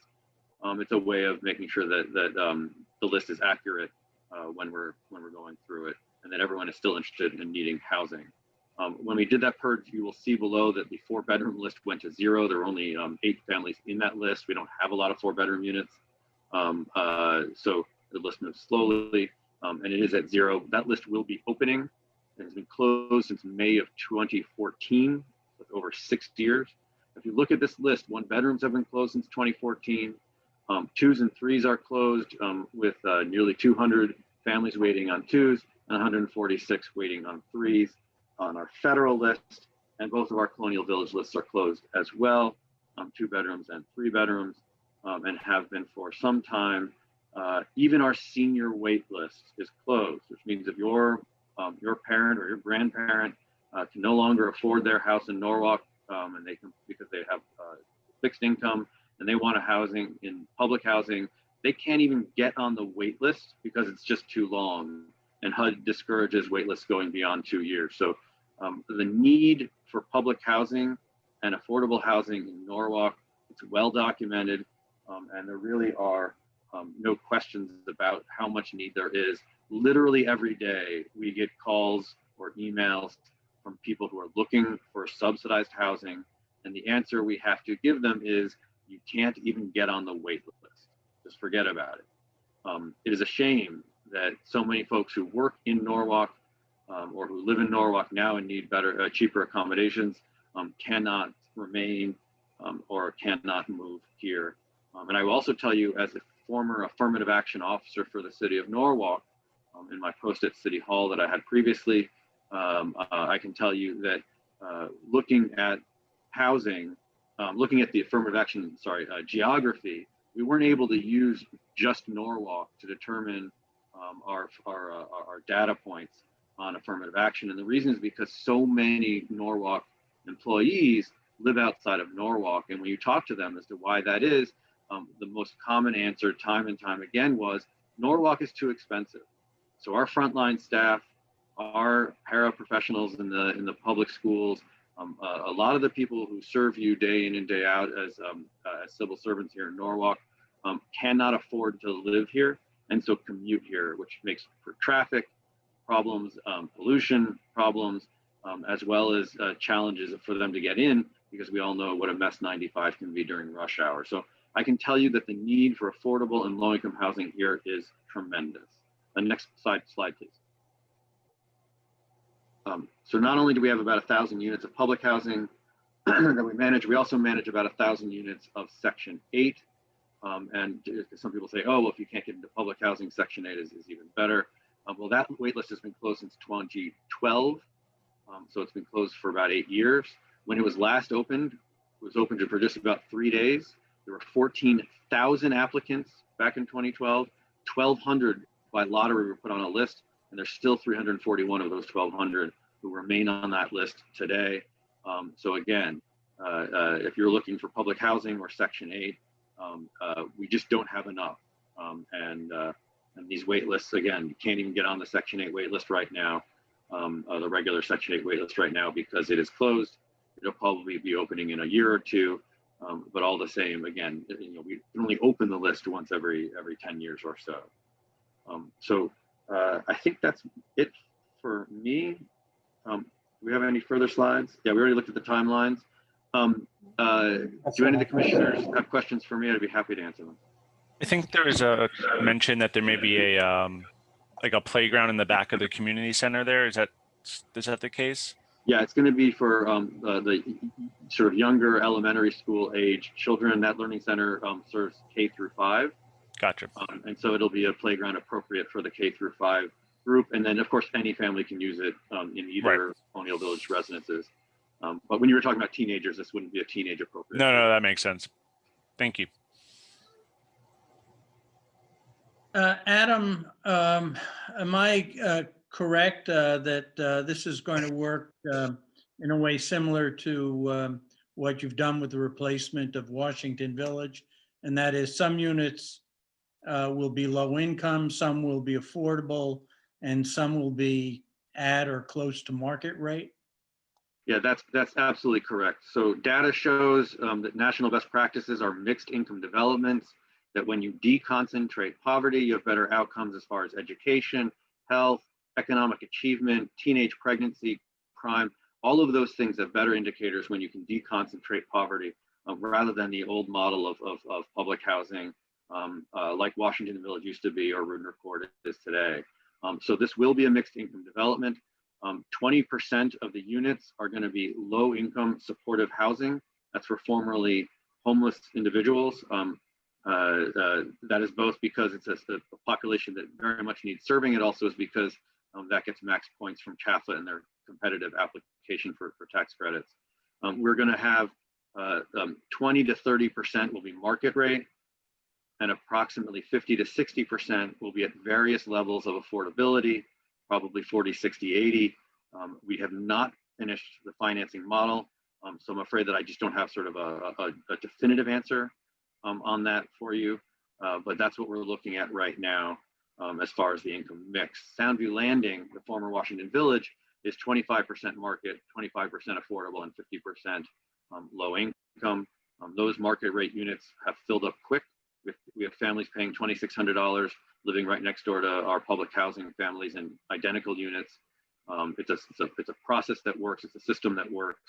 And I think phase one is completely filled and has been for a long time. And phase two has, I think, only 3 units left. So if you want one of those market rate units in Soundview, you better move fast. Thank you. Do any commissioners have any other questions for Mr. Babilski or Mr. Maestros or Mr. McCutcheon or Ms. Throckmorton at this point? Okay. All right, Liz, if you'll give us our screen back, we'll open it up to the public. Lou, could I ask a couple questions first, if that's okay? I'm sorry, Steve, of course. That's fine. No, I just didn't jump in. A couple things that could, if they could touch on the permeable pavement. What is the maintenance plan for that long term in terms of if the sand gets tracked onto it, and that you make sure it maintains its porosity? Kevin, could you address that? Sure, just getting off mute there.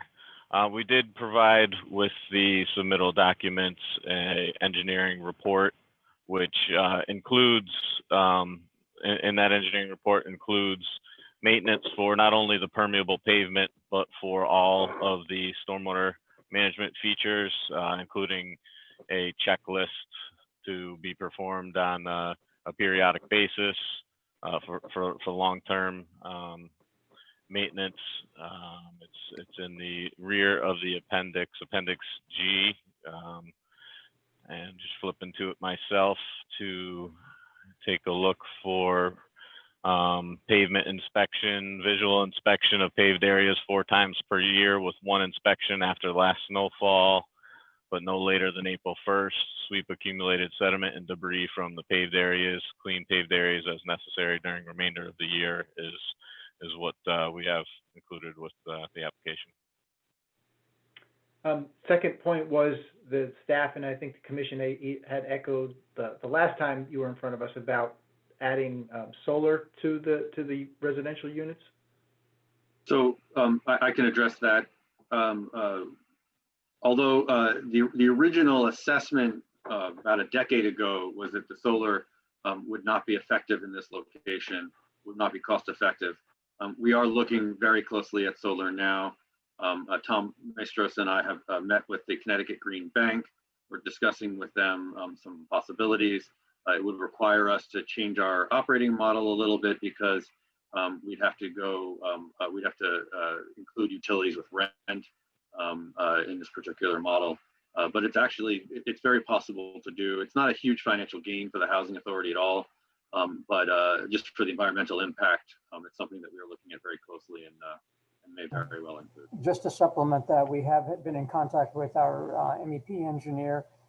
Basically, what we've been told is in this case, if we can incorporate into the project 40 square feet of solar panels per unit, which we can disperse throughout the concept, then it becomes a very viable approach as far as supplementing the existing energy requirements. Just to note that we are going to be incorporating as much as we can passive house technologies. So the buildings themselves will be extremely efficient. And as you know, Steve, the primary energy issue with the design of any buildings has to do with the efficiency of the thermal efficiency of the outside envelope. So hopefully with our maximizing insulation, proportion of windows, and then supplementing it with passive solar and active solar, we can do a lot to increase the sustainability of the project. It's getting late, I guess. And last question was, had you, and this was in a earlier staff memo, given any thought to verification of the traffic counts, considering that, you know, I think traffic is up now considerably from where it was in April, in related to the concern about using any kind of GPS counts or anything from cell phone data or something like that? So this is Neil. We'd be more than happy to work with the traffic department, Mr. Yosik, to verify any counts that they think are necessary. I agree that traffic is up, but I'm not so sure it's back to complete normal. And the difficult part is we just don't know when the pandemic is going to end. So we know we kind of struggled with this to some extent at the beginning. We said, well, we can't really hold the project. We have to do what we have to do and use the cell phone data and then adjust it and calibrate it against recent past conduct data. But if Mr. Yosik and the city would like, we could do some spot counts to verify things. That's pretty light lift, I think. So I hope that answered the question. Any other, excuse me, questions from the commissioners? All right, if not, we'll open it up to the public. Let me explain again how this works. Brian will explain how you get in. You'll be given as much time as you need to ask questions or make your comments. Once all of the public speakers who wish to speak have spoken, the applicant then has an opportunity to answer questions, provide rebuttal, and then the commission will once again have an opportunity themselves to ask questions. After that, we will close the hearing and move on to next item, which will be a discussion of both of these public hearings and possibly to action on the applications. With that, Brian, why don't you explain how people can speak publicly? Sure. So if you are in on the Zoom meeting, you can use the raise your hand feature. If you are dialed in on a cell phone or a telephone, you could hit *9 and that will raise your hand and then I'll bring you over. And then just a reminder to make sure that you say your name and address for the record. So we had 2 people raise their hands early. So the first was Diane Lauricella. So I'll bring her over. Good evening. Can you hear me? Yep. Thank you. That's what people say at Zoom meetings now. First off, good evening, Commission, and it was interesting to hear some of the improvements.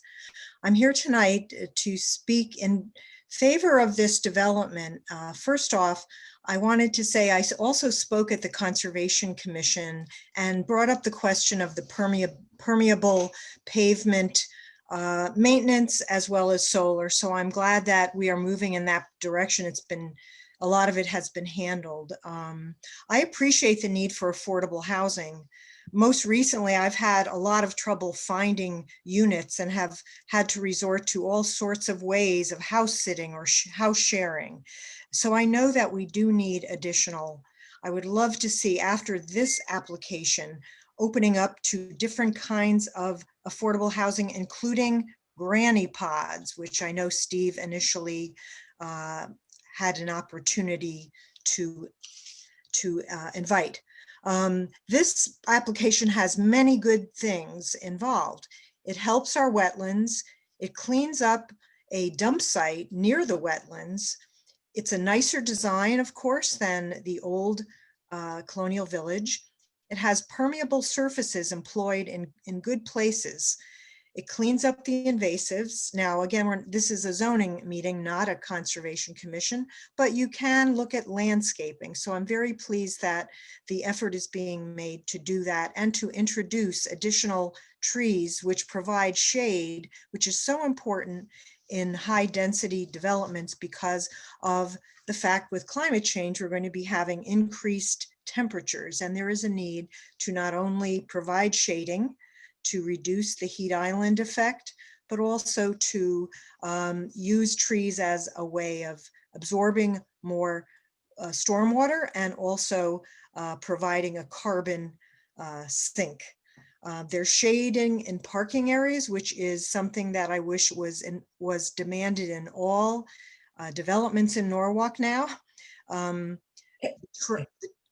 trail, I think, is a terrific idea. I'm very pleased that Mr. Maestros talked about Passive House.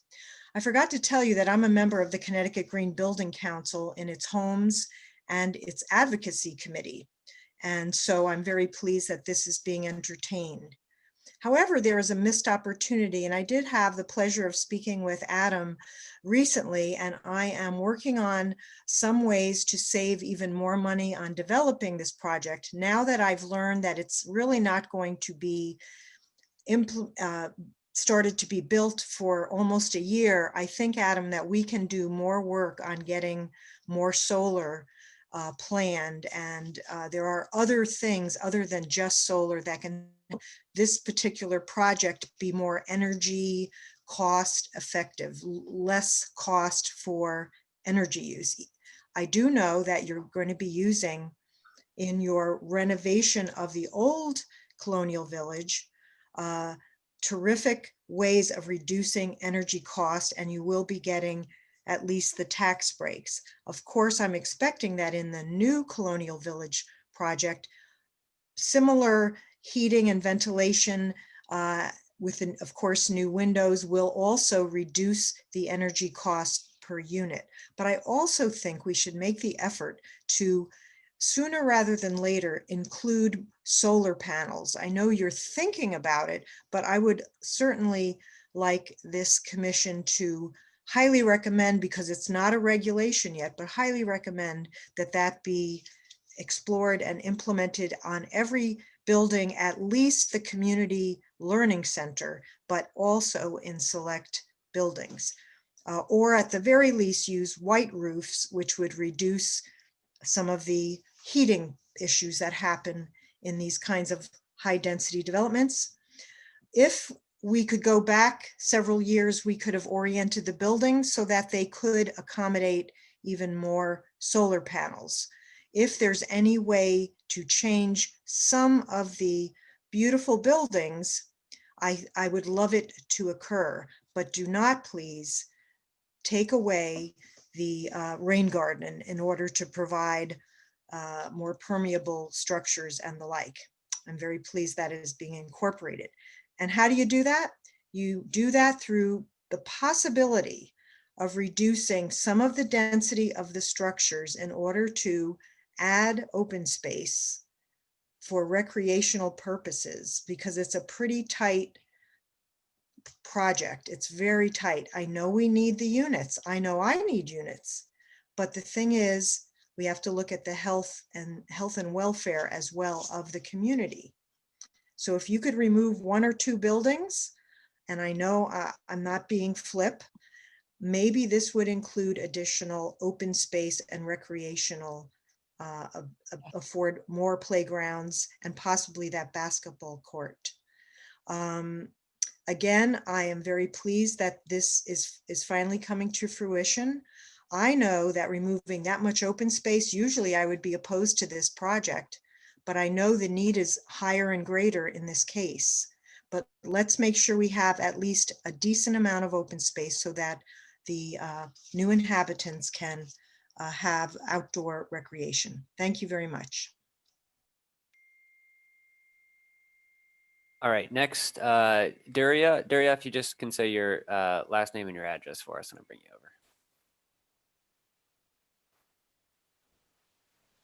Yes, hi. Daria and Dan Lantowski live at 44 Cedar Crest Place. Thank you. Thank you all for the time. I appreciate it. And I know a number of us have been on a number of these meetings, and to the point just made, yeah, some additions here, which are good. I had a few questions specifically to Neil Alinsky, and I think he actually just started alluding to that. The parking data, I'm not sure if any of the commissioners felt this way, but not having really any legend or actual description of what was shown on screen makes it almost feel like just useless data right off the bat. So I think another explanation to help interpret what was actually shown on screen, I think would be helpful. Secondly, the data, as I think, Neil, you admitted, is based off of GPS or cell phone triangulation data from a few years ago, plus just some general observations. So if there could be some sort of analysis done now that school is back in session, you have people more frequently working and moving and traveling at 2 of those busy intersections, especially West Cedar and Scribner, which I think some of the council remembers a few years ago, finally 4-way stop signs had been added. And we still have near misses, especially as we get into the busy shopping season, which will be starting up pretty much in the next few weeks. So I do think, and I think others in the neighborhoods would recommend having a new analysis done there. I'm not expecting, obviously, an answer right now that, some sort of fresh data, but I think something just of a concern there, especially as we do see, and as of this morning, actually saw someone almost run into a school bus coming around that curve there. So just something else to be considered. But again, if there is any sort of explanation that Neil might be able to provide with what he showed there, because some of those A's and B's just seem kind of overly positive for the area after having living here for 6-7 years.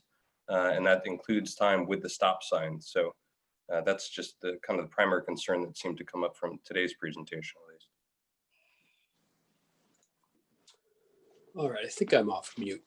So Neil, can I ask you to hold up on that? Yes. What we'd like is for you folks to respond after we've heard all the public comments. Sounds good. All right. So next, Daria, I don't know if you said everything. If you had more comment, if you wanted to raise your hand, I'll bring you back over. But for now, Greg Helms, I'll bring you over.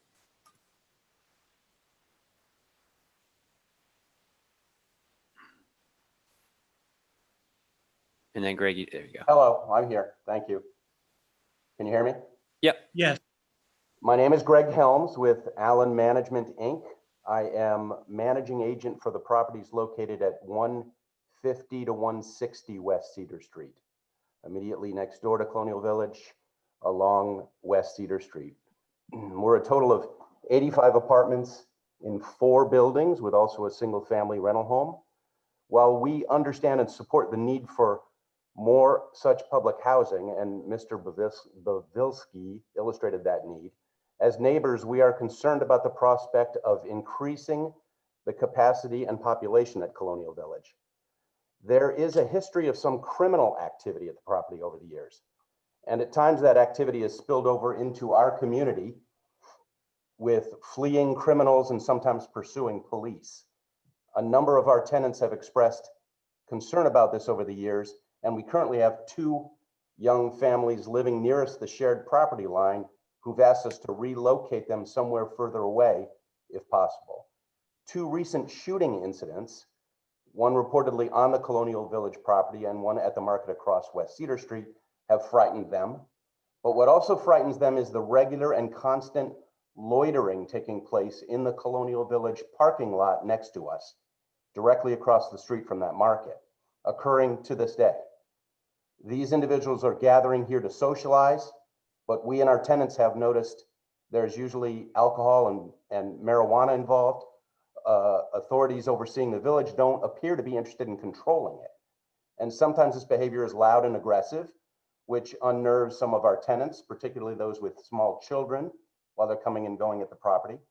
So our concern is that with the lack of control and management of these issues now, they will only be exacerbated if the capacity is enlarged and its population increased further. We currently have the chain link fence between our properties that Ms. Throckmorton described, although I'm not sure the origin of that fence, and it is compromised in several places along its length. Perhaps a better, even more robust fence would alleviate some of our concerns and those of our tenants, but controlling the bad behavior seems more important to us, not to mention to other current residents of Colonial Village. And perhaps the proposed security cameras mentioned by Mr. Bovilsky will help, but this behavior currently goes on well within eyesight of anyone driving down West Cedar Street right now. Cameras may help, but not without the will to control or stop the behavior taking place right in front of all of us. So for us to support this project, we'd like to see better fencing between us and a more robust security camera system as well. But all that will be for naught if there continues to be a lack of will to control the bad behavior at the property in general. I thank you for your time. Thank you. All right, next we had Luis Curran. I'll bring you over. And then just remember to say your address, Luis. It's John Curran. Luis signed me on, and I live at 49 Cedar Crest Place. Can you hear me? Yes, we can. Thank you. Okay, very good. I have to totally agree with the gentleman who just spoke before me. I can't believe the rose-colored glasses and the wishful thinking of a lot of the presentation that was done. I'm a 45-year resident here, and I go by or walk physically that property virtually every day. And I tell you, it's totally different than what they seem to have been describing. Neighborhoods here in South Norwalk already have way more affordable housing located within them than all of the rest of Norwalk's neighborhoods combined. There's no question in my mind. I see this as a form of segregation, and this proposed expansion will only increase the segregation. I believe that the mixed income housing proposal that they're trying to sell is nothing more than smokescreen and a bunch of rhetoric to buy into the expansion, because I don't see that it's going to be any different than what exists now. Think about it. How long is somebody really going to pay market rate to live in this complex, which, yes, is different than Washington Village? Washington Village has a lot of amenities, as well as new apartment complexes being built here in Norwalk, and there's a lot of them. So that the true end result of this expansion will only be the further concentration of poverty here in this one place. And you just heard some of the ramifications of what the result is. It will have a negative effect on property values on this street and all of the streets surrounding the complex. The way I see it, the current trend of most other towns is to have numerous scattered affordable housing sites rather than concentrated complex like is here. Many new affordable units are being built throughout Norwalk because current regulations require that they must be included as parts of the bill. Thus, with the explosion in the apartment building, there's a resulting large increase in the number of affordable housing units being built. And the way I understand it, the housing authority only pays payment in lieu of taxes, which only covers a small part of the services that complexes like this require. Thus, you're adding ever increasing additional tax burden to the Norwalk taxpayer basis. But if it were private developers, they would actually pay taxes as they're part of the tax base. Talking about open space, while we destroy our neighborhoods and open space to build yet more affordable housing, surrounding towns are spending their money to obtain more open space and parkland. So while the quality of life elements continue to improve there, Norwalk's continues to decline rapidly. And to add insult to injury, taxes continue to rise steadily. I truly believe that the people in the surrounding towns are looking at disbelief at us and laughing because we're providing housing for the people that work at jobs within their town, not just Norwalk. Over the years, various Norwalk-based youth initiative groups have spoken out on some of the issues that plague high-risk youth today, like those living in Colonial Village. Two of the top problems seem to be youth violence and childhood obesity. The strongest message heard from most parents on these issues was the need for more programs for young people to fight boredom and to encourage physical activity. The feeling they have is that if there were more things for the kids to do, they wouldn't be bored. And boredom, as we all know, leads to things we don't want our kids involved in, and could increase physical activity to help them live a well-lived life. Where are the many, and my guess is there's probably over 200 high-risk kids, or will be with the addition, where are they going to have a chance to work off any of this boredom? While the Housing Authority and the powers that be here in Norwalk apparently can turn a blind eye to already existing problems and issues at Colonial Village, I guess they somehow think that all of these will be magically disappearing once more housing and hundreds of more additional people are added into the mix. Really, do you think that this is going to make the situation any better, or will it only make it worse? The answer is going to affect residents in Norwalk, and particularly this neighborhood, for decades to come. It's time to face up to the real world realities. They won't get better, they will probably only get worse, leaving the neighbors and the neighborhood to deal with it. It won't be your problem because you don't live here every day. We do. I know that building additional housing for low-income people is currently a very hot political potato, but this is just not the right place to do that. My neighbors and I need you to do the right thing, not the politically correct thing, the right thing. Please look at the facts. This is already a very densely populated, highly trafficked, and extremely congested area. Enough is enough. Enough congestion, enough traffic, enough density, enough existing problems and issues. I see this proposed expansion as a safety issue on a number of different levels. For the good of this neighborhood and for all of Norwalk, current and future, please do not allow the Norwalk Housing Authority to create the next Father Panic Village on your watch, as I know we will all regret it for a long time to come. What are our real priorities? Thank you very much for your time.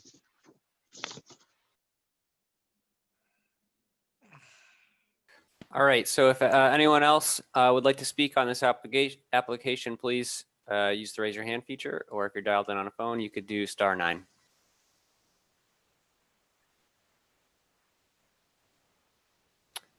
Seeing none, I'll turn it back to you, Lou. Okay, let's turn it back to the Housing Authority. Thank you, Mr. Chairman. Just one comment before we respond, and we will respond to the comments by Diane Lauricella, Mr. Lantowski, Mr. Helms, and Mr. Karan.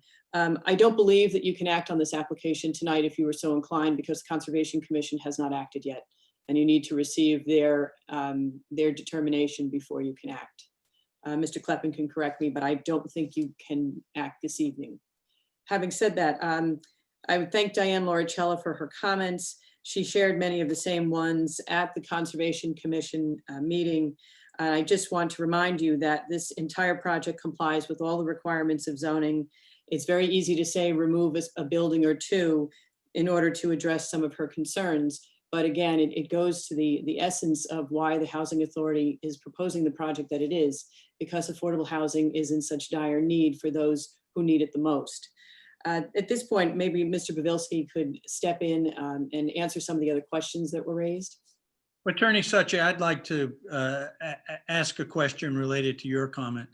And that is, how much of this project could the Housing Authority build as of right? They are building it as of right. Okay, I wanted to get that on the record. It's all being built as of right. Almost regardless of our conversation, the law permits you to do this. That is correct. It meets the density requirements. It doesn't exceed the density. It does, as I indicated in my earlier comments, there are no variances required. There are no amendments to the regulation. This proposal meets or exceeds all the requirements in the zoning regulations as they exist today. Thank you. I might add, Mr. Schulman, that when this project actually started, or when it got to 69 units, we operated under the assumption, or what were the standards then, of a higher parking space per unit standard. As you know, it's always a balancing act to get the number of parking spaces required with the number of units within the density requirements and open space all combined. If we were to re-examine the current standards with 1.3 parking spaces, we could actually get more units onto the site. We don't want to go there. The Housing Authority has recognized that the number of parking spaces or providing a higher number of parking spaces is in the best interest of all involved. Thank you. Mr. Pavilski, could you answer some of the questions that were raised? And then we'll get to Mr. Alinsky on traffic. Thank you, Liz. So first I want to address Greg Helms's comments. He had concerns predominantly over crime in the area. First of all, Mr. Helms, we are very, very much aware of the group of the, I don't know who they are, of folks who are congregating in one of the parking lots. We've been discussing this matter with police for some time, and we've been, we've been informed that they are, that they're going to take some sort of action to try to help us with that loitering problem. Those are not our tenants, so that's not a problem from Colonial Village. And the shooting that did occur in the streets of Colonial Village was related to that group of individuals and was not related to any of our tenants as well. So this is an outside influence that has been a problem and that we're hoping the police are going to be addressing in the near future. With that said, there are, for crime, there are advantages to this expansion, substantial advantages. One of them is having a development rather than a dark and open field. will allow for greater lighting, more cameras, as well as more tenant eyes on what's going on in the development. It's a family development, and tenants do often tell us when there are problems within their developments, which we of course then bring to the police. So having a family development on that field should increase the number of eyes and help reduce crime in the vicinity. In addition to that, once the new development is built, we're going to have a management office on site. Most of our developments had management offices. I think it's been 20 years since then, since they've done that. We're hoping to return to that model, and there will be office space for management of Colonial Village in the new development, in that new learning center building, as Tom went over before. So having on-site management, they probably will not be there in the middle of the night, but having on-site management during the day should help also with keeping an eye on the neighborhood and hopefully correcting anything that needs correcting. So I hope that addressed Mr. Helms's comments. I'm going to move now to Mr. Curran's comments. He spoke a bunch about segregation, and particularly the issue of the neighboring towns not having large developments. The neighboring towns of Darien, New Canaan,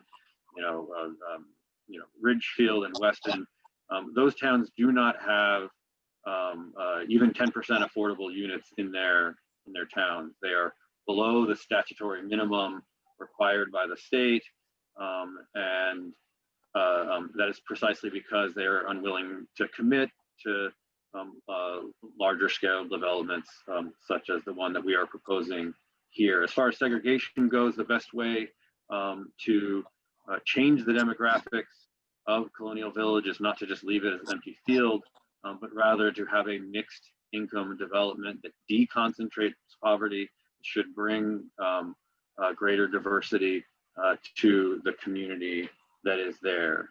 Mr. Curran also mentioned the open, referred to open open space. This is not technically open space, it may be a technicality, but this is private property owned by the Norwalk Housing Authority.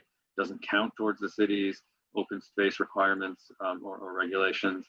So I just wanted to make that clear, that in this case, this is private property being developed and not technically open space. He talked about our plans for a mixed income development as a smokescreen, suggesting that we weren't actually going to be doing it. The requirements that we are going to be reaching are going to be enshrined in our CHAF application when it goes in. And we have history here of doing just that with Washington Village. If you look at Soundview Landing, we are at that 25% market rate, 25% affordable and 50% low income. So we're doing it there. There's no reason to think that we wouldn't do it here. He talked about the tax burden, which I was very glad that he raised. Colonial Village already pays $500,000 roughly a year to the city of Norwalk in pilot payments. I don't think that is chump change. I think that's a substantial financial commitment by the housing authority to the city, and it's based on the rent that comes in. And if we have an empty field, that empty field is generating exactly $0 in tax revenue. If we build 69 additional units, we will have a pilot commitment or possibly even a tax commitment for that as a development maybe being built by our wholly controlled subsidiary Sound Communities that might not qualify to get a pilot arrangement. So there will be payments made to the city, and it will absolutely benefit the city, not only in those tax payments being made, whether they be pilot or actual taxes, but in addition to that, adding 69 new families to Norwalk will of course enrich commerce, which is always good for a city's economy. Talked about activities as well. We've already mentioned the basketball and tennis courts that we have there. The field has not been requested by any nonprofit or governmental organization in a very long time. It's an empty field. It's not really being used for activities now, but once built, In addition to the basketball and tennis courts, there will be the walking path as well, and the children's playground. I'm seeing if I covered all of his points. I think I did. So Liz, I'm going to turn it back to you. Okay, thank you. Would Neil Elizabeth come on and respond to clarify some of the questions and your commentary with respect to traffic? Neil? Sure thing. So if I may, I'll just quickly share my screen. Let's see here. What I'm going to share is the definition of what levels of service mean from the traffic standpoint. I think it's shared now. All right, so when we analyzed the study intersections, we found a lot of levels of service Bs and Cs. What those mean, and the levels of service Cs, by the way, are at the high end of the range. What these mean are during the peak hours, motorists motorists driving through these intersections are experiencing on the order of 15 to 25 seconds per every motorist through the intersection. These are always stops, the two offsite study intersections. So on the range of 15 to 25 seconds of delay per motorist during the peak hours. North and southbound at the approaches at Scribner and West Cedar, when the north and southbound approaches are just under 25 seconds of delay based on our report. So that's what it means. I hope that was a good sufficient explanation. In terms of verifying the counts, in the past, I believe the commission has required sort of follow-up traffic studies 6 months after the development has opened, for example, or whatever point. I think that might be a fair way to go about it. Whatever the city and the applicant would agree to be reasonable is fine with me. So I hope that answered those questions. Thank you. I believe those are were the only areas and questions that were asked. I think we've responded to all of them. But if there are any other questions from the commission, I just would reserve some time to wrap up and summarize. But we're open, we remain available to any of you right now. If there are any questions on any of the component parts, just let me know. And then if not, I'll summarize. Questions from the commissioners? Lou, I just wanted to point out to the two people raising their hands, the portion open to the public has been closed, correct, Lou? That's correct. Okay, so if you had any comments, unfortunately, the commission cannot hear those right now. Excuse me. All right, Liz, Steve, I'm sorry. Question? No, I was just going to say, the only outstanding question that I saw was if you were looking for further traffic counts, if that was something you wanted to see or not see, then we'd have to get that determined right now. Well, I think the problem with asking for, one of the speakers mentioned that traffic is greater now than it was at the beginning of this health crisis. But the fact is, I think, as you pointed out, it is not back to what it was beforehand. And it seems to me that the best numbers to use, that is the numbers that will probably provide the highest numbers, are the numbers immediately before this health crisis. That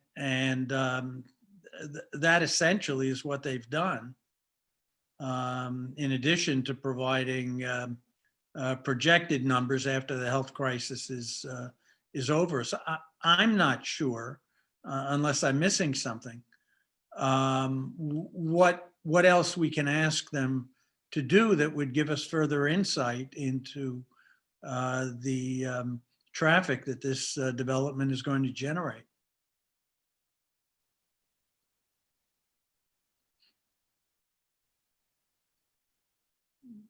Any of the commissioners disagree? And again, just before Attorney Suchi closes, is she correct that we cannot act because the Conservation Commission has not acted? Correct. So assuming that Conservation acts at the next meeting, we can put the item on your November 5th agenda for a vote. Okay. All right, Attorney Suchi, close. Thank you, Mr. Chairman. Yes. To all the members of the commission, thank you for your time and your attention this evening.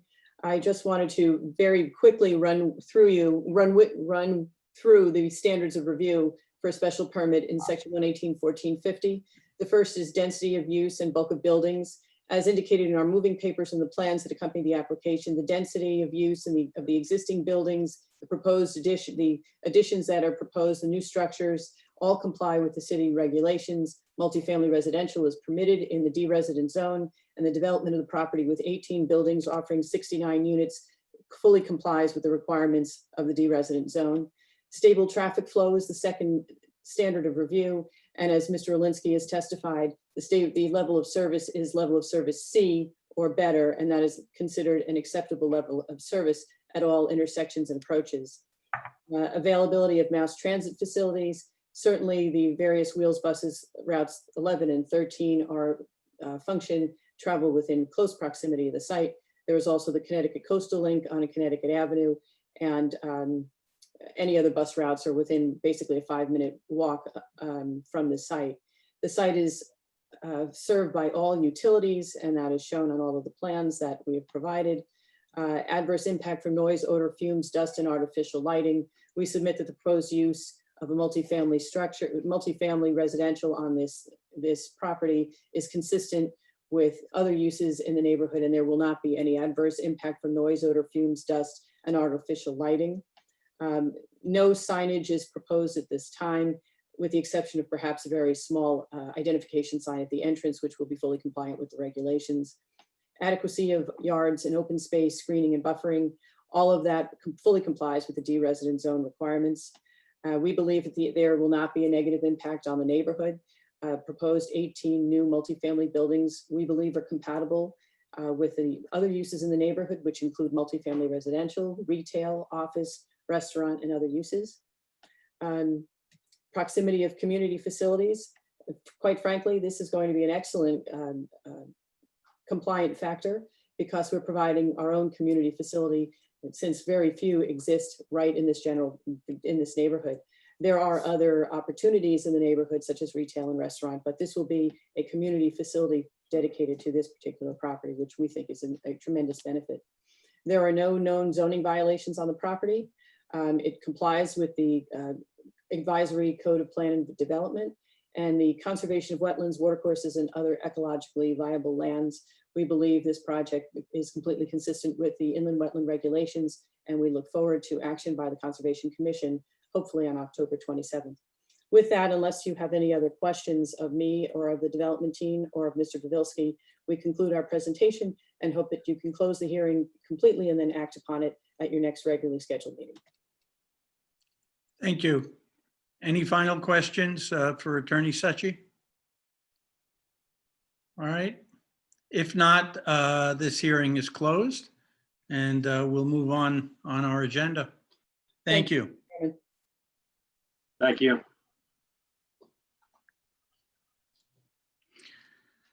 The next action is review and action on pending applications. So we'll go back to 2-20M, the Route 7 and Maple LLC, the change to the zoning map from AAA residence to Central Business District and D residence. Can I have a motion either for or against that change? I'll move to approve. Okay, Galen moves to approve. Is there a second? I'll second. I think Nick got in first. Although I'm going to take Josh's second. Nick, Steve, correct me if I'm wrong. We have a quorum. I don't think that Nick can vote on this. Am I correct? 5, 6, 7. No, you have 7 members total, right? Hold on one sec. I didn't mean to cause the commotion. We have 6, including Nick, we have 6 members. Please just give it to Josh and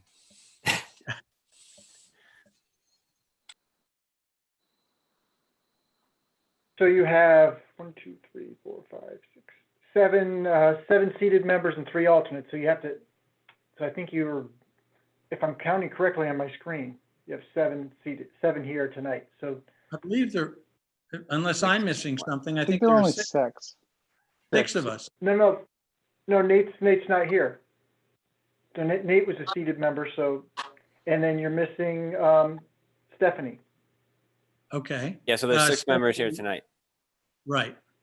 And there are 6 of us here tonight. Oh, I'm counting myself. So yeah, you're, I'm looking at the Brady Bunch boxes and I'm counting myself. So no, sorry. There's 6 members total. Right. So Nick gets the second. So the question is, does Nick get to vote? Yeah, you're fine. You can Nick can be seated for one of the missing members. Oh, okay. I apologize, Nick. So Nick gets to vote. We have a motion to approve. Do we have a draft motion from the staff on this? Yes. You want me to share my screen? If you would, please. Sure. Let's make sure I share the right one. Supreme Court just ruled tonight that they are gutting curbside. So we're on 220M, correct? Let me make That's sure. right.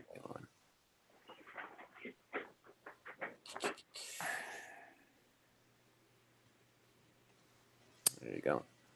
Okay. Okay, that is, unless someone suggests a change in language, that is what we'll be voting on.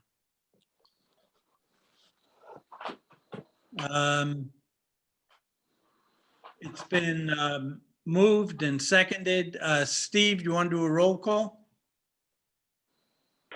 Sure. And just for a point of order, probably just good practice before you take that vote, just to discuss the application and get everybody's input on that, and in terms of consistency with the plan and whether they feel it's appropriate or not. I apologize. Feedback from the commissioners regarding the proposed change to the map? I mean, I would say that it makes absolutely no sense to have that land designated as AAA zone. Right. Entirely illogical. Yeah, it's simply a placeholder that the state uses for the highway. And it makes a good deal more sense to have it be CBD and D residential, which is principally what we have in that neighborhood. So with that, let's do a roll call vote. Sure. Mr. Johnson? Yes. Mr. Rowena? I think we had 2 very interesting things tonight. What Lou just mentioned about the placeholding AAA residents next to the highway, and also that adverse possession does not count against a state or municipal government. That was very interesting, that 10-foot thing, I thought. So I am voting yes. I think it's Mr. a great- Cantor? Yes. Mr. Goldstein, Yes. Mr. Schulman, Yes. and Ms. Wells. Yes. Okay, 6-0. that passes. Let's move on to 3-20R Route 7 Maple LLC, the proposed amendment to revise the CDB schedule for maximum height on Maple Street to 45 feet. Is there a motion to either approve or disapprove? I'll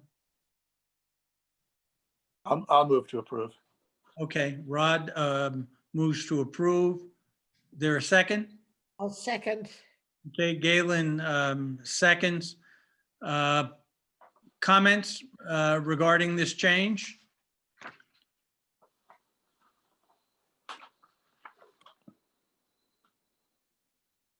I mean, I think this is a very reasonable request, considering that within the CDB,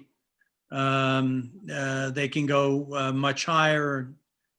I think that given that it's adjacent to the Norwalk River Valley Trail and Route 7, as well as the surrounding neighbors, with which it's relatively in concert at 2.5 stories, it also makes sense. All right, we have motion on the floor. Any other comments? Mr. Chairman, this is Dick Rowena. Can you hear me? Yes, we can hear you fine. I seem to have lost my screen. It just says Zoom on it now, but okay. You're there. Brian, can you put up the proposed approval? Sure. It's pretty much the same as the last one, just with the different text at the beginning. Right.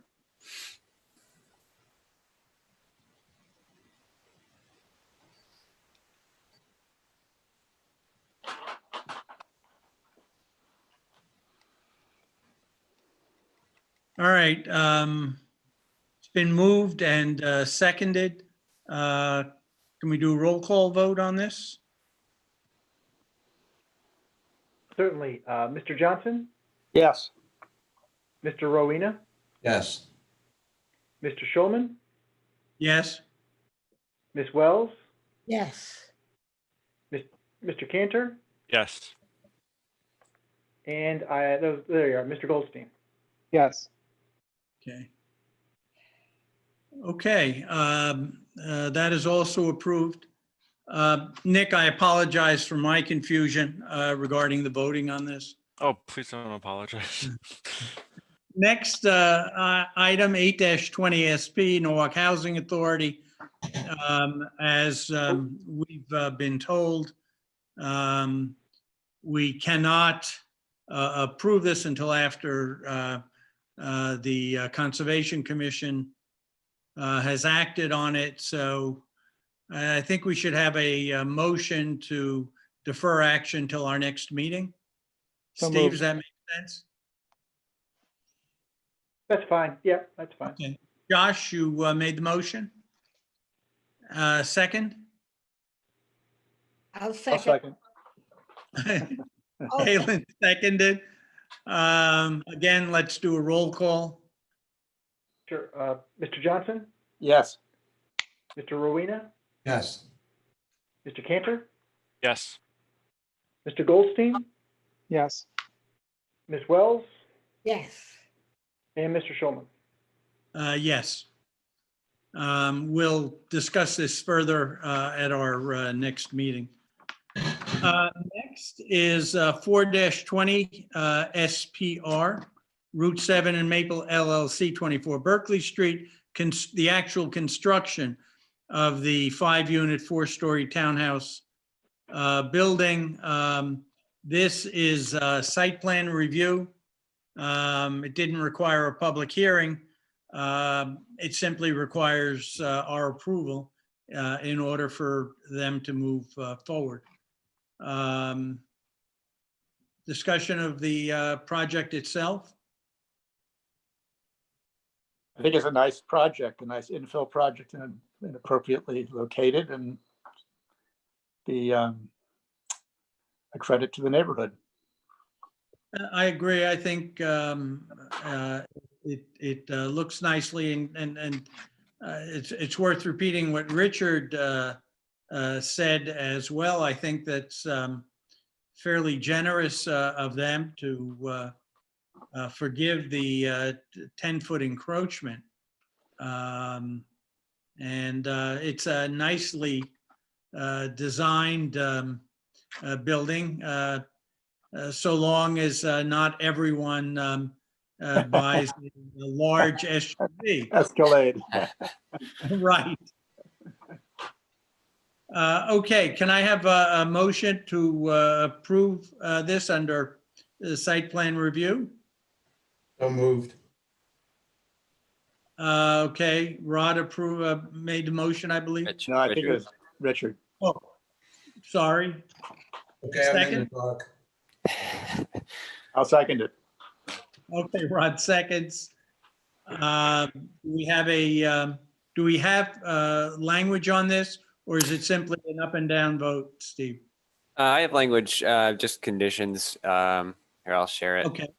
The one I sent you, there's a minor modification to it just based on some quick revisions that the applicant made today. So it reflects the currently updated both survey and engineering plans, so the 10/21 dates. Okay.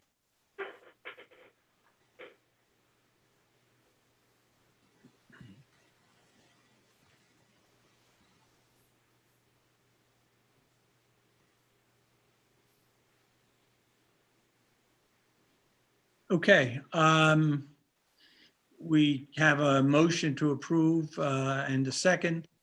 Can we do again a roll call on this? Sure. Mr. Johnson, Yes. Mr. Rowena, Yes. Mr. Cantor, Yes. Mr. Goldstein, Yes. Ms. Wells, Yes. and Mr. Schulman. Yes.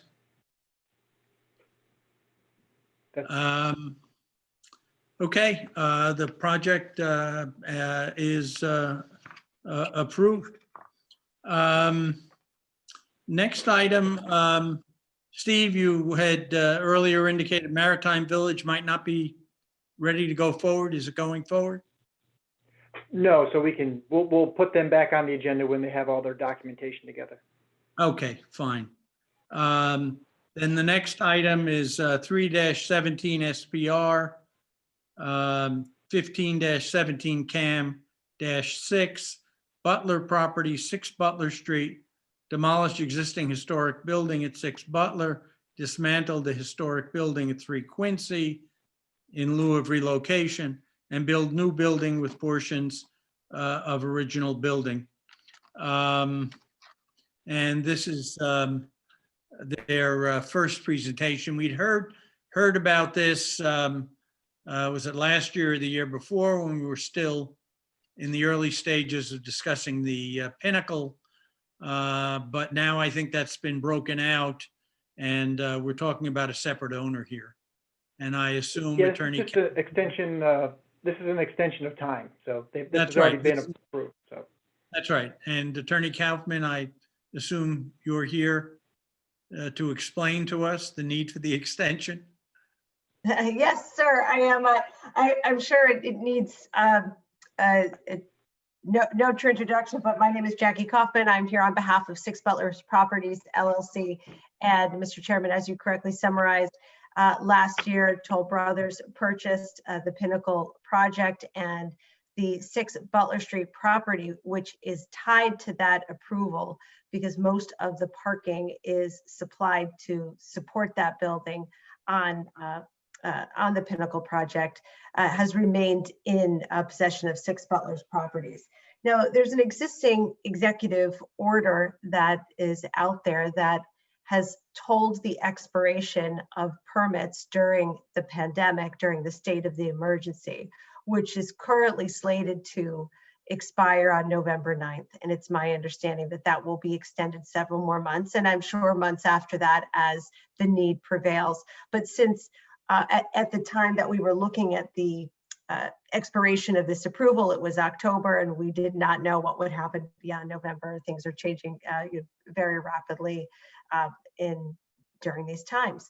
So the other part of this that requires the extension, and why we didn't want to simply rely on the executive order, is because I understand that while the owners of Pinnacle may be doing so, this project cannot move forward in the way that it is intended and the way it was approved, because the building will be rebuilt with historic brick from 3 Quincy. And so that requires dismantling first, and then that needs to be available to the owners so that they can rebuild the project as it was approved. So we have requested an extension of time. Typically, you've granted that on a yearly basis. It may be it may be necessary to go beyond that 1 year.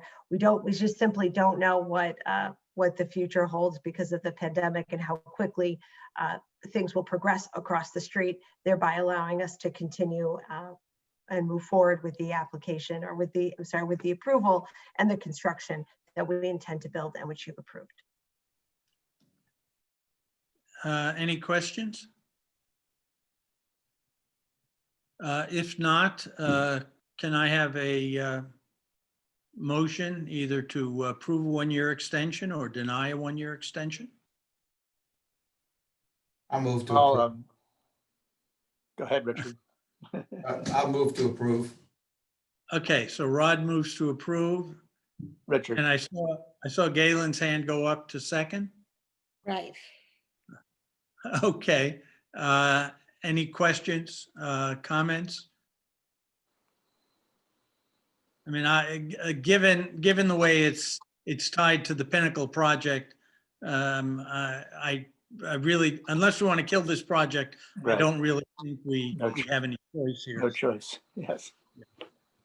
All right, Thank you very much. let's do a roll call. Mr. Johnson, Yes. Mr. Rowena, Yes.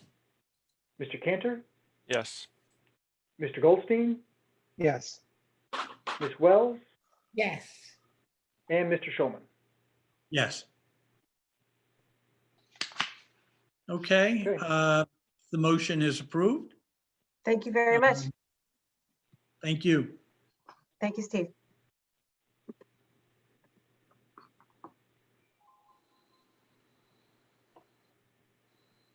Okay,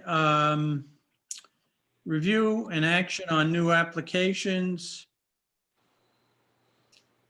7-20 SP, G&T Norwalk LLC, 93 Winfield Street, special permit for new 2.5-story multifamily development with 14 dwelling units to replace the former Bank of America building, which replaced the former Valenti's restaurant. And I assume this is Attorney Blank representing the owner? Yes, Adam Blank of Wapsie Rosen. I live in Norwalk, attorney for the applicant, G&T Norwalk. That's Tom. a nightmare. That. That sucks. And some of it's like stuff that I like. You guys can hear me?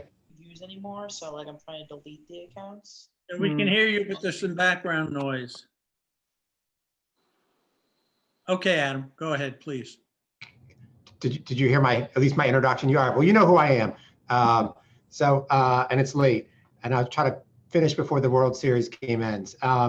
So we've got on the call tonight, the developer, Tom Billette, Joe Cugno, the architect, Matt Pop, the landscape architect, Jim Casides is on, who's the project engineer, and Mike Galante, the traffic engineer. As this is the first review for you folks, I'm going to give an overview, moderately brief, and then I think that you'd benefit from hearing from Joe Cugno, the architect. but we're not planning on doing formal presentation. Adam, you've frozen. From the rest of the group this evening. Anybody else that's am I unfrozen? No, you're unfrozen now, yes. I don't know why that's happening. If it happens again, let me know. I can, if I have to, I guess I can log out and log back in and see if that matters. Okay. Okay. So let me just pull up, share my screen.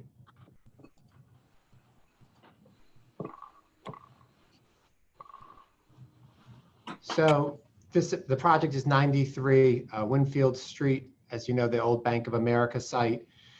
It's about 0.65 acres located at 93 Winfield, which is sort of a triangle shaped lot with Howard and Bridge Street intersecting with this corner of Winfield. The East Norwalk train station is down this way, about a half a mile. So it's very walkable to the train station. The applicant would like to develop the property with multifamily housing.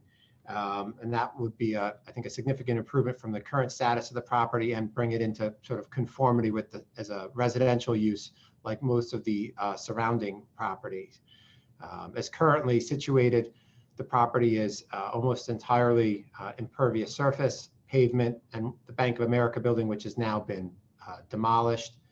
And it, as you know, it used to have the drive-through lanes with multiple entrances and exits. The application originally was submitted as 17 units based upon some feedback from staff and the neighbors.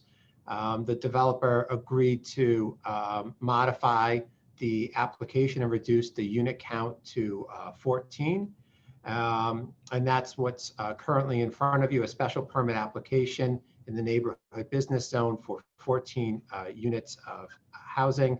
And in addition to putting up the housing, there'd be comprehensive landscaping and stormwater quality improvements at the site.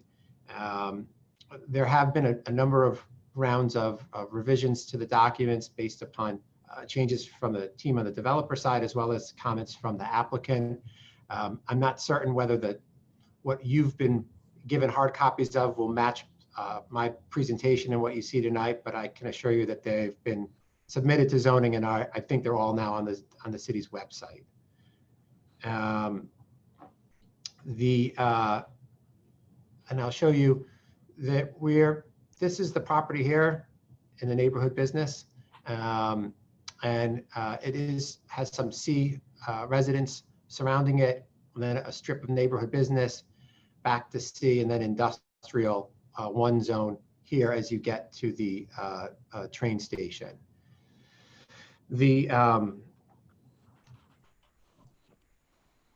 I'm going to let the architect in a few minutes go through the details of the project, but it's broadly speaking, they're 4 2.5-story, 35-foot tall townhouse style structures, going from a two units, 3 units, 4 units, 5 units, all of which are two bedroom units.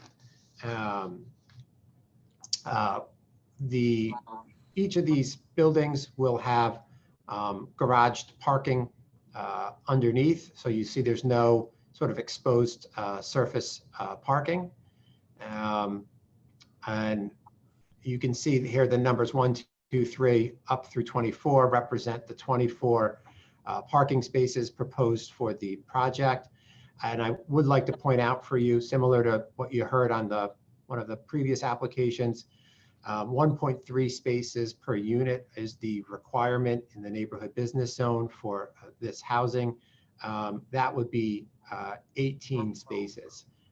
We're proposing 24 spaces, which far exceeds the parking requirements required by your regulations, and I think more than sufficiently takes care of concerns that there's not enough on-site parking for this development.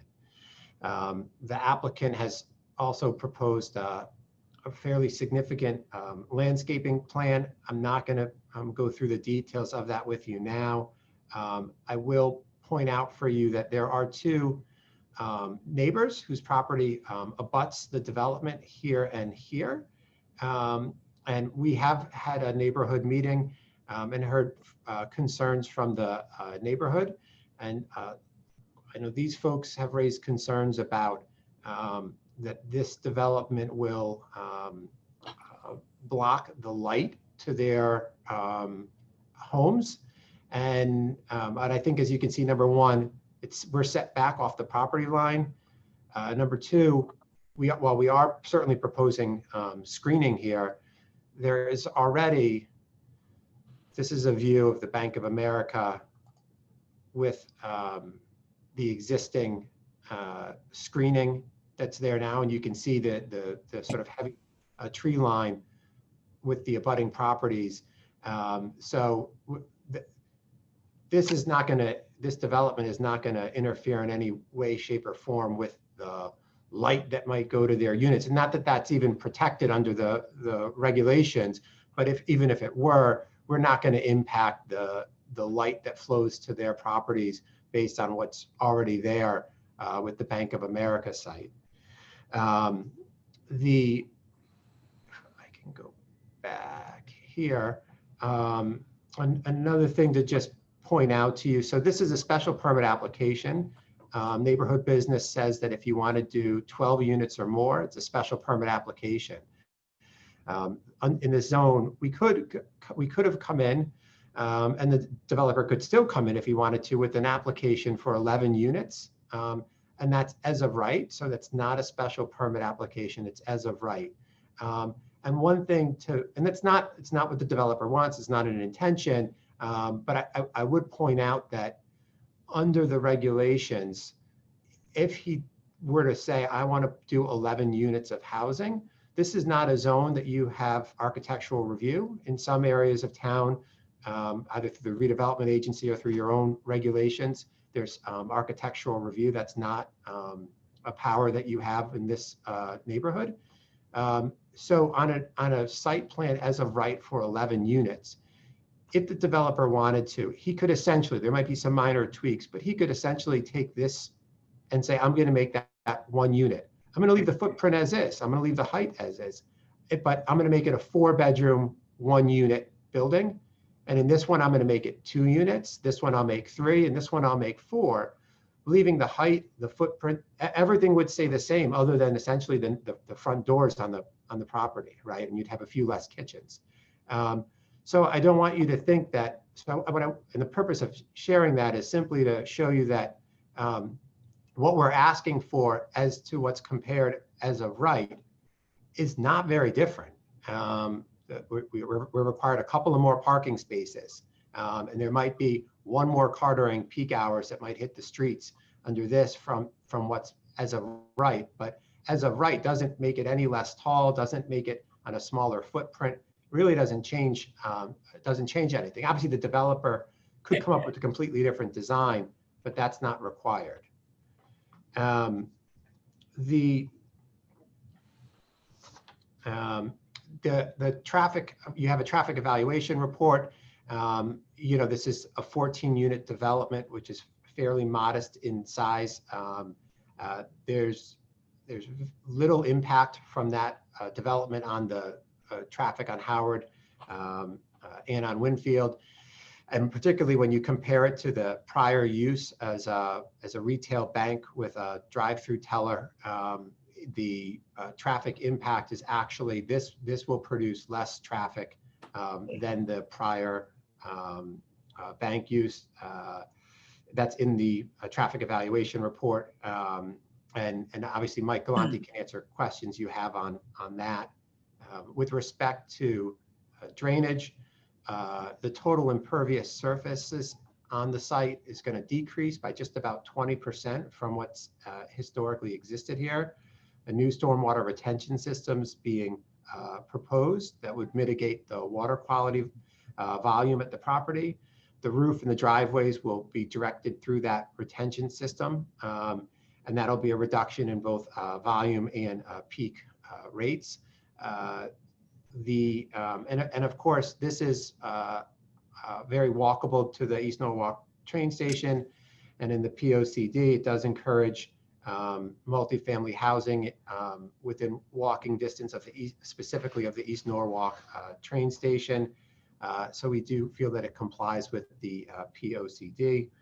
And I can and will go into more detail on that during the public hearing, but I'm happy to hold off on that tonight. That's my sort of introduction to the project. Unless you have a question now for me, I'd like to let Joe Cugno, the architect, talk with you a little bit about the project. Hi, welcome commissioners. My name is Joe Cugno of Cugno Architecture, 113 Westport Road, Wilton. Been in business for about 30 plus years. And I'd like to do a quick walkthrough of my plans with you, just to give you some of the items that Adam just went over. Share my screen here. Give me a second. Okay, there we go. Just to give you a little overview of some of the things that we've done to address some of the concerns that we've received over the last few days and weeks. We've reduced the units as initially presented from 17 to 14 by removing units across the Howard side on these areas over here. We've also addressed the access to the lot, where initially we had a drive-through that was in between buildings B and C. We've eliminated that at this point and created only access from Howard on the north side between buildings A and B and C and D. We've also eliminated an entrance from a previous presentation that was down closer to the intersection of Howard, which was kind of a dangerous location that close to the intersection. So that's been neatened up also. In terms of addressing some of the comments that we've had in the last just few days, one of the items that Adam had mentioned was regarding the neighbor to the east and the tree line. We've tried to get some initial information on the heights and the light and such, and we didn't really have enough time to give all of that, but I was able to compile a little bit that told us that that tree line that is at the east opposite the building D east elevation is about 60 to 70 feet high. So it's pretty thick, and plus with our very well done landscape plan at the lower pedestrian level, I don't see there being any issues with sight, any change in light, shadows that would happen across there. One of the other comments that we just recently received was regarding how high these buildings would be relative to neighboring houses. Again, we took some time to look at some information from Google Earth and some interpolation from photos and such that we have there. And if we use building B as a reference point, let's call it right in the middle, someplace in here, and we look at the two houses that are directly across the street. I believe there's a yellow house and a blue house. The height difference between our buildings is between 7 feet and 13 feet higher. Now that is also very similar to the house, and I believe there's two of them directly across from A and B on Howard Avenue. Again, hard to tell exactly without having some better survey information, but from what we can tell, it's not significantly higher.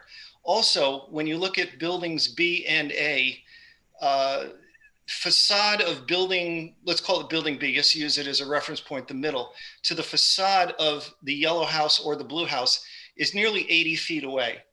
So the difference in height is not as big as you would think based on the difference in distance between the two facades.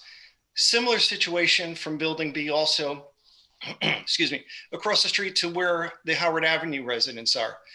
Again, those are also very well screened with trees. So visually, I don't believe you'll see much difference in those height differences also. Our site will have a little bit of a drive down to get to our parking areas that are below both of the buildings. And we have built up around certain areas of the perimeter to accommodate the proper grade plane and grading required to keep our structures at the 2.5-story height. In terms of the buildings themselves, we've tried to use a mix of traditional and transitional kind of architectural features to keep it very residential looking and not too commercial or builder-like. We've gone to a great extent to create some very interesting details and materials that'll be on the outside of the structures. And when you look at it from just the streetscape, you can see there's a variety of different facades where a lot of developments usually have the same building that just repeats. We have multiple looks on every facade of this building.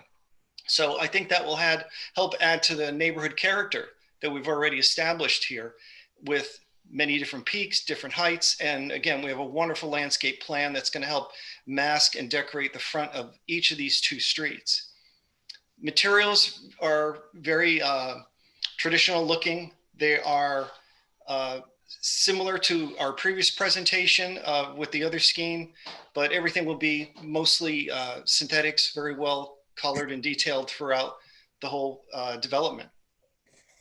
I don't believe there's much else I could really add aside from that. Adam carried and covered an enormous amount of the information, but I believe that's all I have at this moment. Do you have any elevations to show us? Yes. I'll pick a, well here, for example, here are the buildings. This is the smallest building, which is building A. It's our 2-unit building that's at the west side of the property. The units in plan are all pretty much the same. They have a variety of different bumps and features that are on different levels and different accesses. Some of them have side accesses, some have front. We tried to make some street elevations more attractive where we could fit them in between the different parts of the street. Also on these elevations, you can see we've established from the surveyor. I apologize. Oh, sure, sorry. We're not seeing the elevations. Oh. Do you see it now? No. Did you see these site plans before? Yeah, you'll need to stop your share and then change documents and reshare, I think. Oh, okay. I'm sorry about that. All right, let me do that again. Hold on.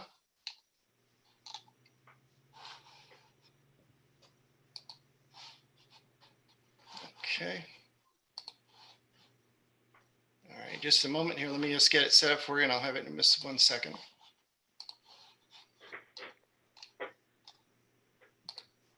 Okay, here we go.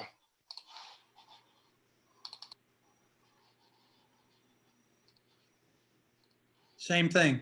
Yep, sorry, you said.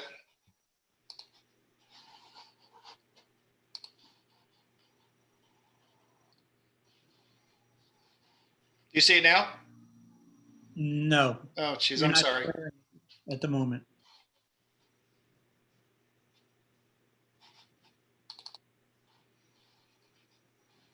Now we can see them. Okay, great. Sorry about that. Okay. This building is very typical to all the facades. These types of increments, the middle kind of divides this into the 2 units. And then depending on if it's a 2, 3, 4, or 5 unit building, it has all of these types of features on the fronts and the sides. There is multiple bays and stair accesses that are throughout there. Are you able to see these other elevations? Yes. Okay.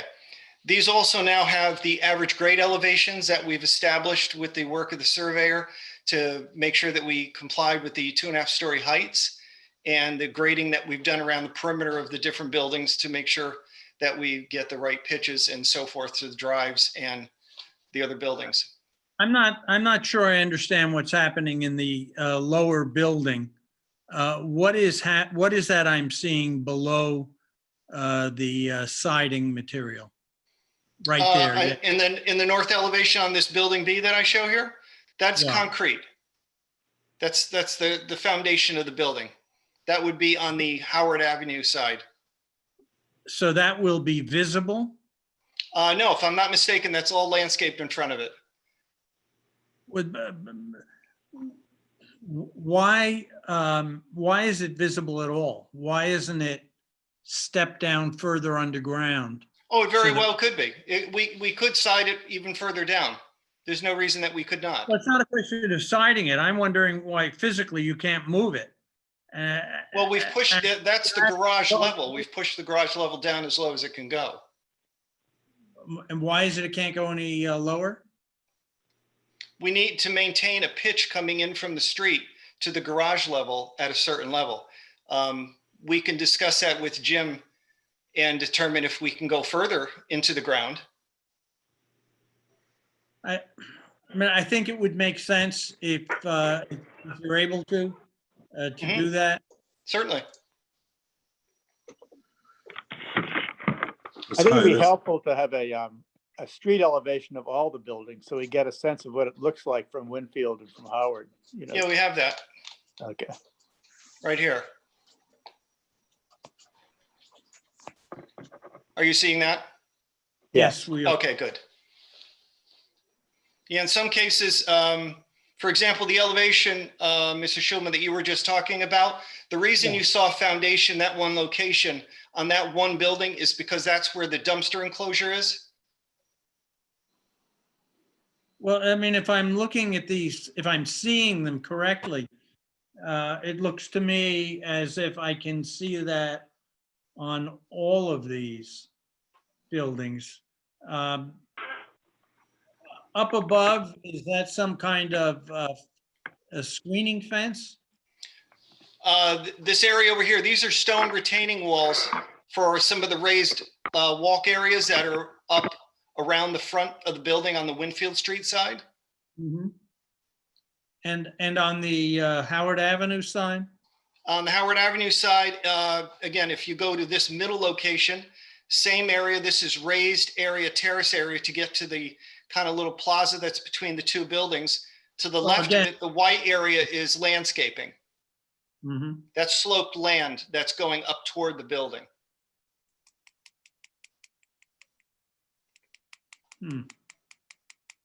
I should mention when I first moved to Norwalk, I lived on Howard Avenue.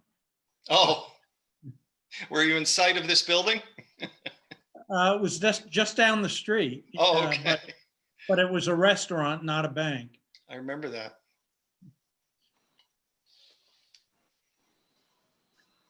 Well, to the extent it's possible to push those buildings further down into the ground so they don't look, even with the landscaping, so they don't look as if they're sort of up on stilts, I think would enhance them, would also somewhat lower their profile, and make it an easier sell, I think, for the community.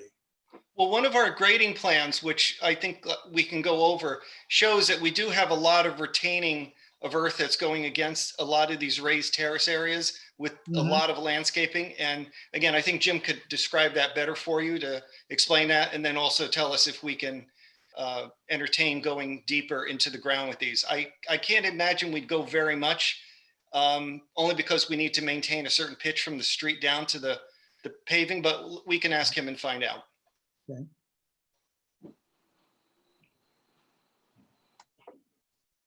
Hi, this is Jim Casides. Can you hear me? Yes, we can. Yes, so the lower level of all of these houses, the parking for the development. So the idea is to not have any parking outside the buildings to screen them from the public and the neighbors. And we did lower the garage slab, let's call it the lower level, as far down as we can. To provide safe slope coming in from Howard into that level for not having too steep of a driveway. And B, if we do drop them any lower, there's a possibility of introducing them to rainwater, doing very heavy storms and flooding the lower levels, basically. So we tried to balance the two of lowering the building, but not to a level where we would experience flooding during heavy storms.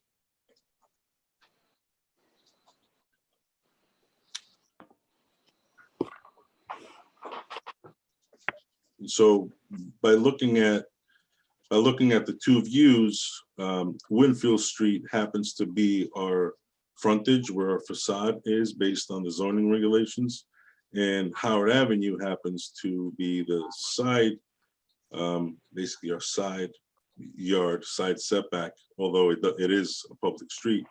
So we had to work with the land on Winfield Street to bring the level of the ground adjacent to the facade higher from what it is today.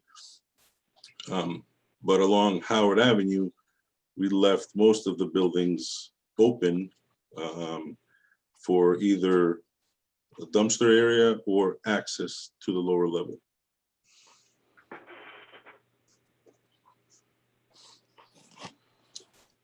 I hope I've answered your question with the building elevations. I think it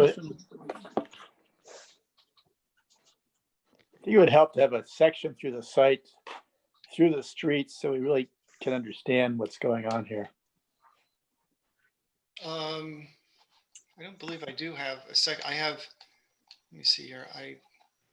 I don't have a section through the site that way. I have a section through the buildings the long way. For example, this, if you're seeing this page here, A9, to your right is Winfield Street and to your left would be Howard. So we have a drop from Winfield Street, which is up at elevation 73 down to elevation 69. So there's a 4-foot drop in the site from the street down to the parking level in this building. This would be between buildings A and B. Right. So if you can imagine this short distance between the beginning of Winfield Street and this first parking area, Jim is correct in that we can't really drop this much more. Is this garage enclosed in any way? No, they're open. They're open.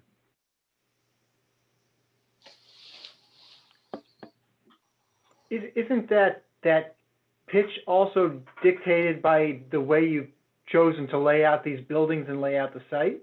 Because if you came in with a singular curb cut further up on Howard and then had the parking further down, maybe it was all buried, and then you could run the slope out a lot longer. You mean go parallel to Howard? Yeah, you could have a driveway that came in at, towards the northern end on Howard, kind of where you have the curb cut now, and then bring that drive all the way down towards and park completely underneath. Just to be clear, you mean having the front of the building facing Winfield, or have the buildings as shown now? You could probably do it either way. I think if you reverse the buildings, it would probably look nicer overall, but that's just my 2 cents. Well, we did explore in a previous scheme with zoning, the idea of turning most of these. We had buildings A, B, and C almost connected, and we turned them sideways so they were parallel on Winfield and left essentially building D alone. And we had multiple problems getting the parking to fit and the backup area because of the regulations regarding the backup area and encroaching into setbacks and approach on the drives. So it's not that we didn't look at that. We did, and we tried very hard, and we discussed this with zoning. We could not get it to work. So we went back to the original concept of 4 parallel buildings. And in addition to that, if I may, then you will be looking at a very long building along Winfield, where in this case, we've broken up the buildings, making them look as residences in a residential zone. Yeah, we believe surely that this is the most interesting looking group. A long building, we would not have been able to stagger it in any way because it barely fit to get all the clearances and staying within the setbacks. So, and I think the variety of facades that we have on literally every side of this building makes it much more individual looking instead of a long barracks looking kind of building, which is what it would have.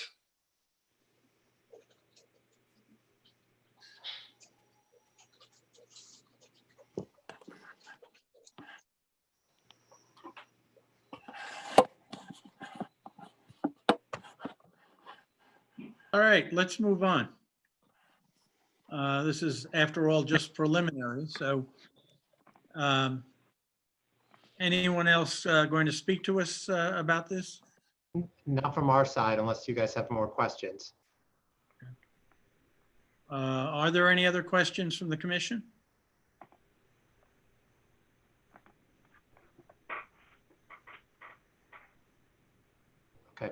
Thank you. All right. Okay, thank you. So, Mr. Chairman, I think you need to decide, I guess, the next step regarding this application.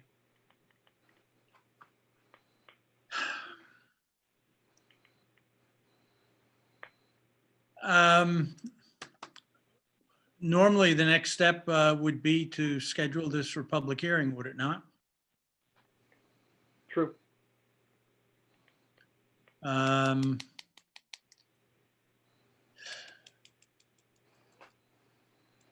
think we have a fairly busy agenda at our next meeting. Could we push it back to the second meeting in November?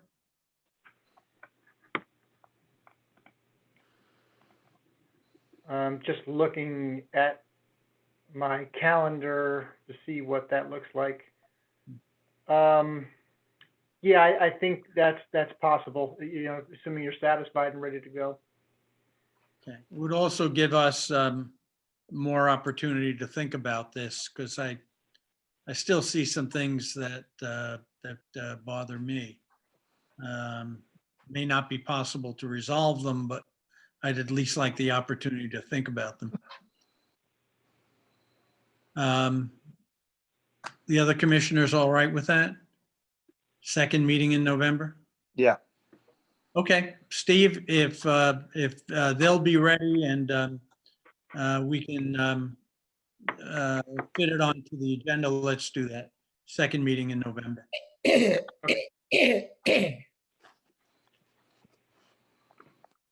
Okay, the final piece of business under review and action of new applications, 6-20 CAM High Street LLC, 41 High Street, proposed 5-unit addition to existing 6-family building for a total of 11 resident units. And then Lou, just before I see someone with their hand raised, I'm assuming they wanted to talk about 93 Winfield. So it's not a public hearing yet. So I think the second meeting for the zoning commission in November is, I believe it's November 17th. But if you had 18th, so if you had any questions, feel free to reach out to staff and we'll get you whatever information you need. In the meantime, however, should you wish to communicate, feel free to send an email to the staff with any concerns or questions that you have.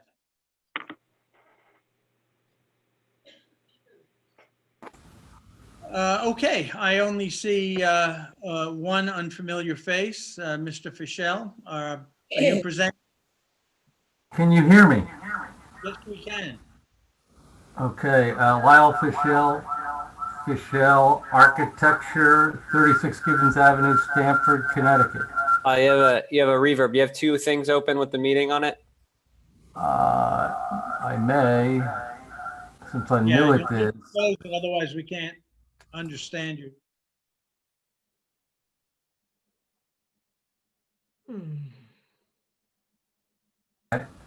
You can hear me now.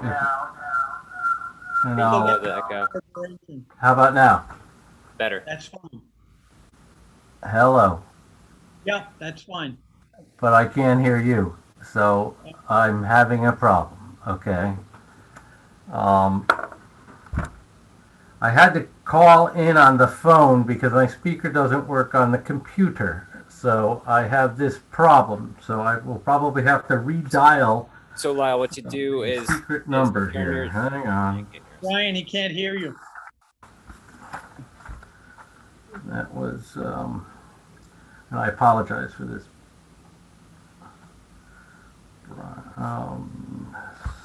646.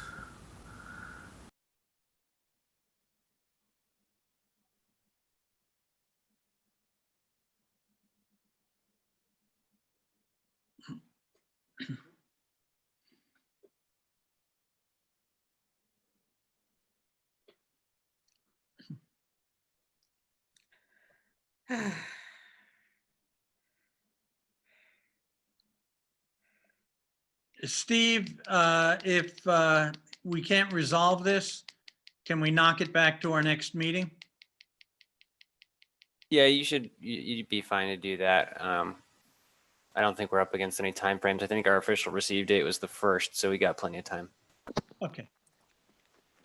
Okay, goodbye.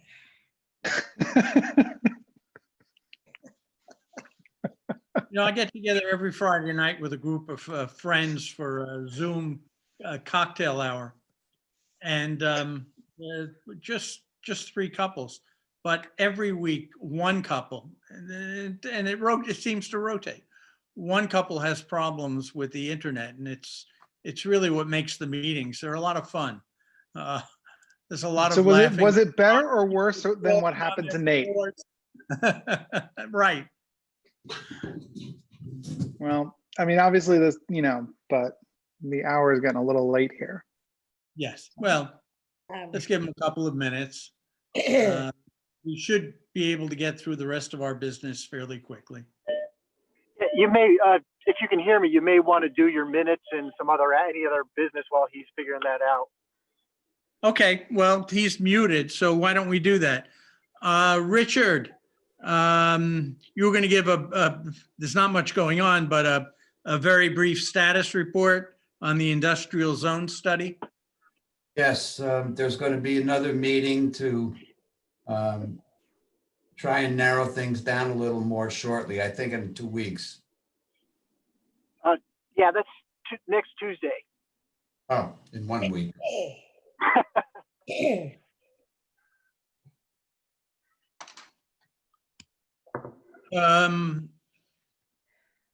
Zoning regulation update. Well, you've all been involved in that. And you know where that stands. We're currently scheduled to get together on the 2nd, probably at 8:30 in the morning, running all morning to interview the 3 consulting firms. While he's working, you want to move on to the approval of minutes of our last meeting? Yep. Okay. Can I have a motion to approve the meeting, the minutes of the meeting for October 1st? Josh had his hand up. Is there a second? Second. Galen seconds. Any changes or corrections? Let's do this just with a show of hands. And I'll be muted throughout the Okay, evening. for approving I them. have to abstain. I'm getting something. We can't hear you, Rod. I have to abstain. I was not present. Okay, so we have 1, 2, 3, 4. We have 5 and, were you not there, Josh? No, I was there. Oh, okay, so we have 5 in favor, 1, Rod abstains. So the And minutes are, Dick, I think Dick abstained as well. Yes. I'm sorry, Dick abstained, so we have 4 and 2 abstentions, still adequate to approve. Good. I can Mr. hear, Frizzell, are you back? I can hear everyone now, but I'm still getting the echo. So, Yeah, so are we. Lyle, you have to turn the either speakers down on your computer or turn the audio off your phone because it's coming in through both, and that's why you're echoing. Oh, okay. So if I mute, Not your microphone, do your audio. So you want to turn your speakers down.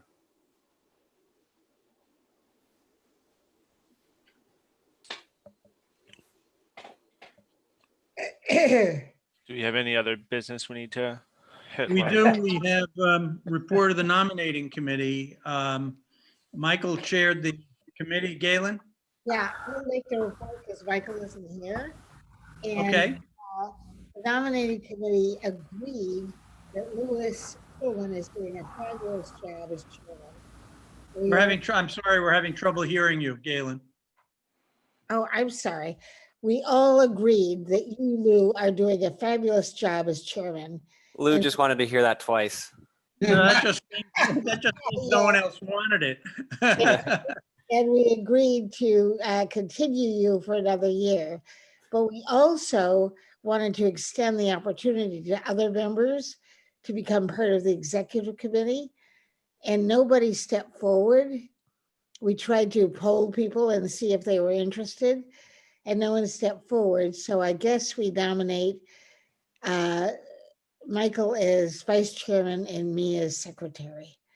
But I want people to understand that next time, at least for the two vice chairman and secretary positions, step forward if you would like to be part of the executive committee.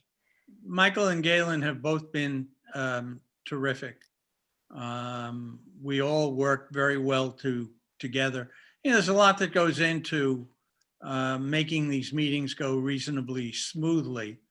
And everybody contributes to that. The fact is that there is a little more time commitment to be on the executive committee because we typically have a meeting a couple of days before this meeting, so that everybody's sort of briefed on where things stand. Well, all right, let's, is there a motion to approve the recommendations of the nominating committee? I'm still here. Well, let us just finish this piece of business and then it's all yours. I would motion to, I move to approve the recommendations of the nominating committee. Okay, Rod moves. Is there a second? Second. Second by Josh. All those in favor? Yes. Aye. Okay. Steve, everybody was in favor. New officers take effect November 1st. Mr. Fischel, the floor is yours. Well, I appreciate that, but I am having a speaker problem here, and maybe I can unplug the video and you. We also can't see whatever it is you want to show us. I'm going to suggest that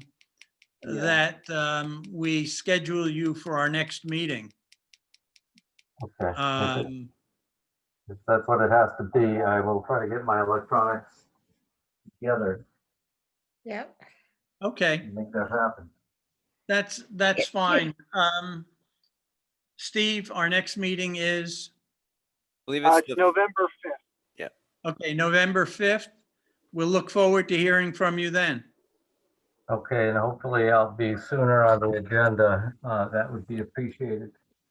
But also feel free to look at the plans that are available to you.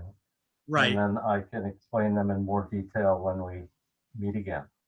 Okay, thank you very much. You're welcome. I want to thank the nominating committee both for the work you've done and for the board. Maybe even though we know it's because there's nobody else, I still appreciate it.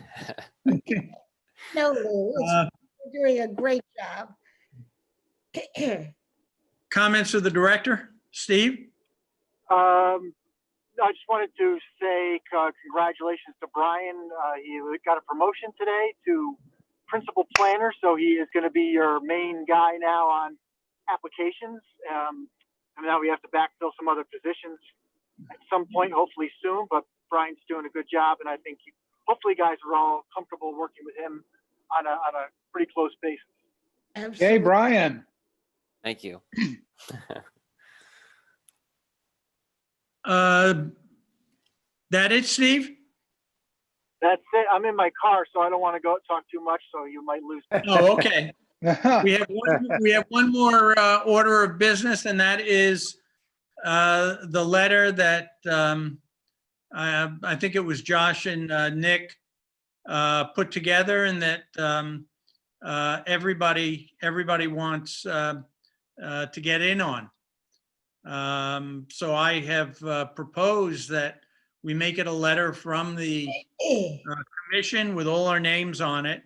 And send it to the mayor. Yep.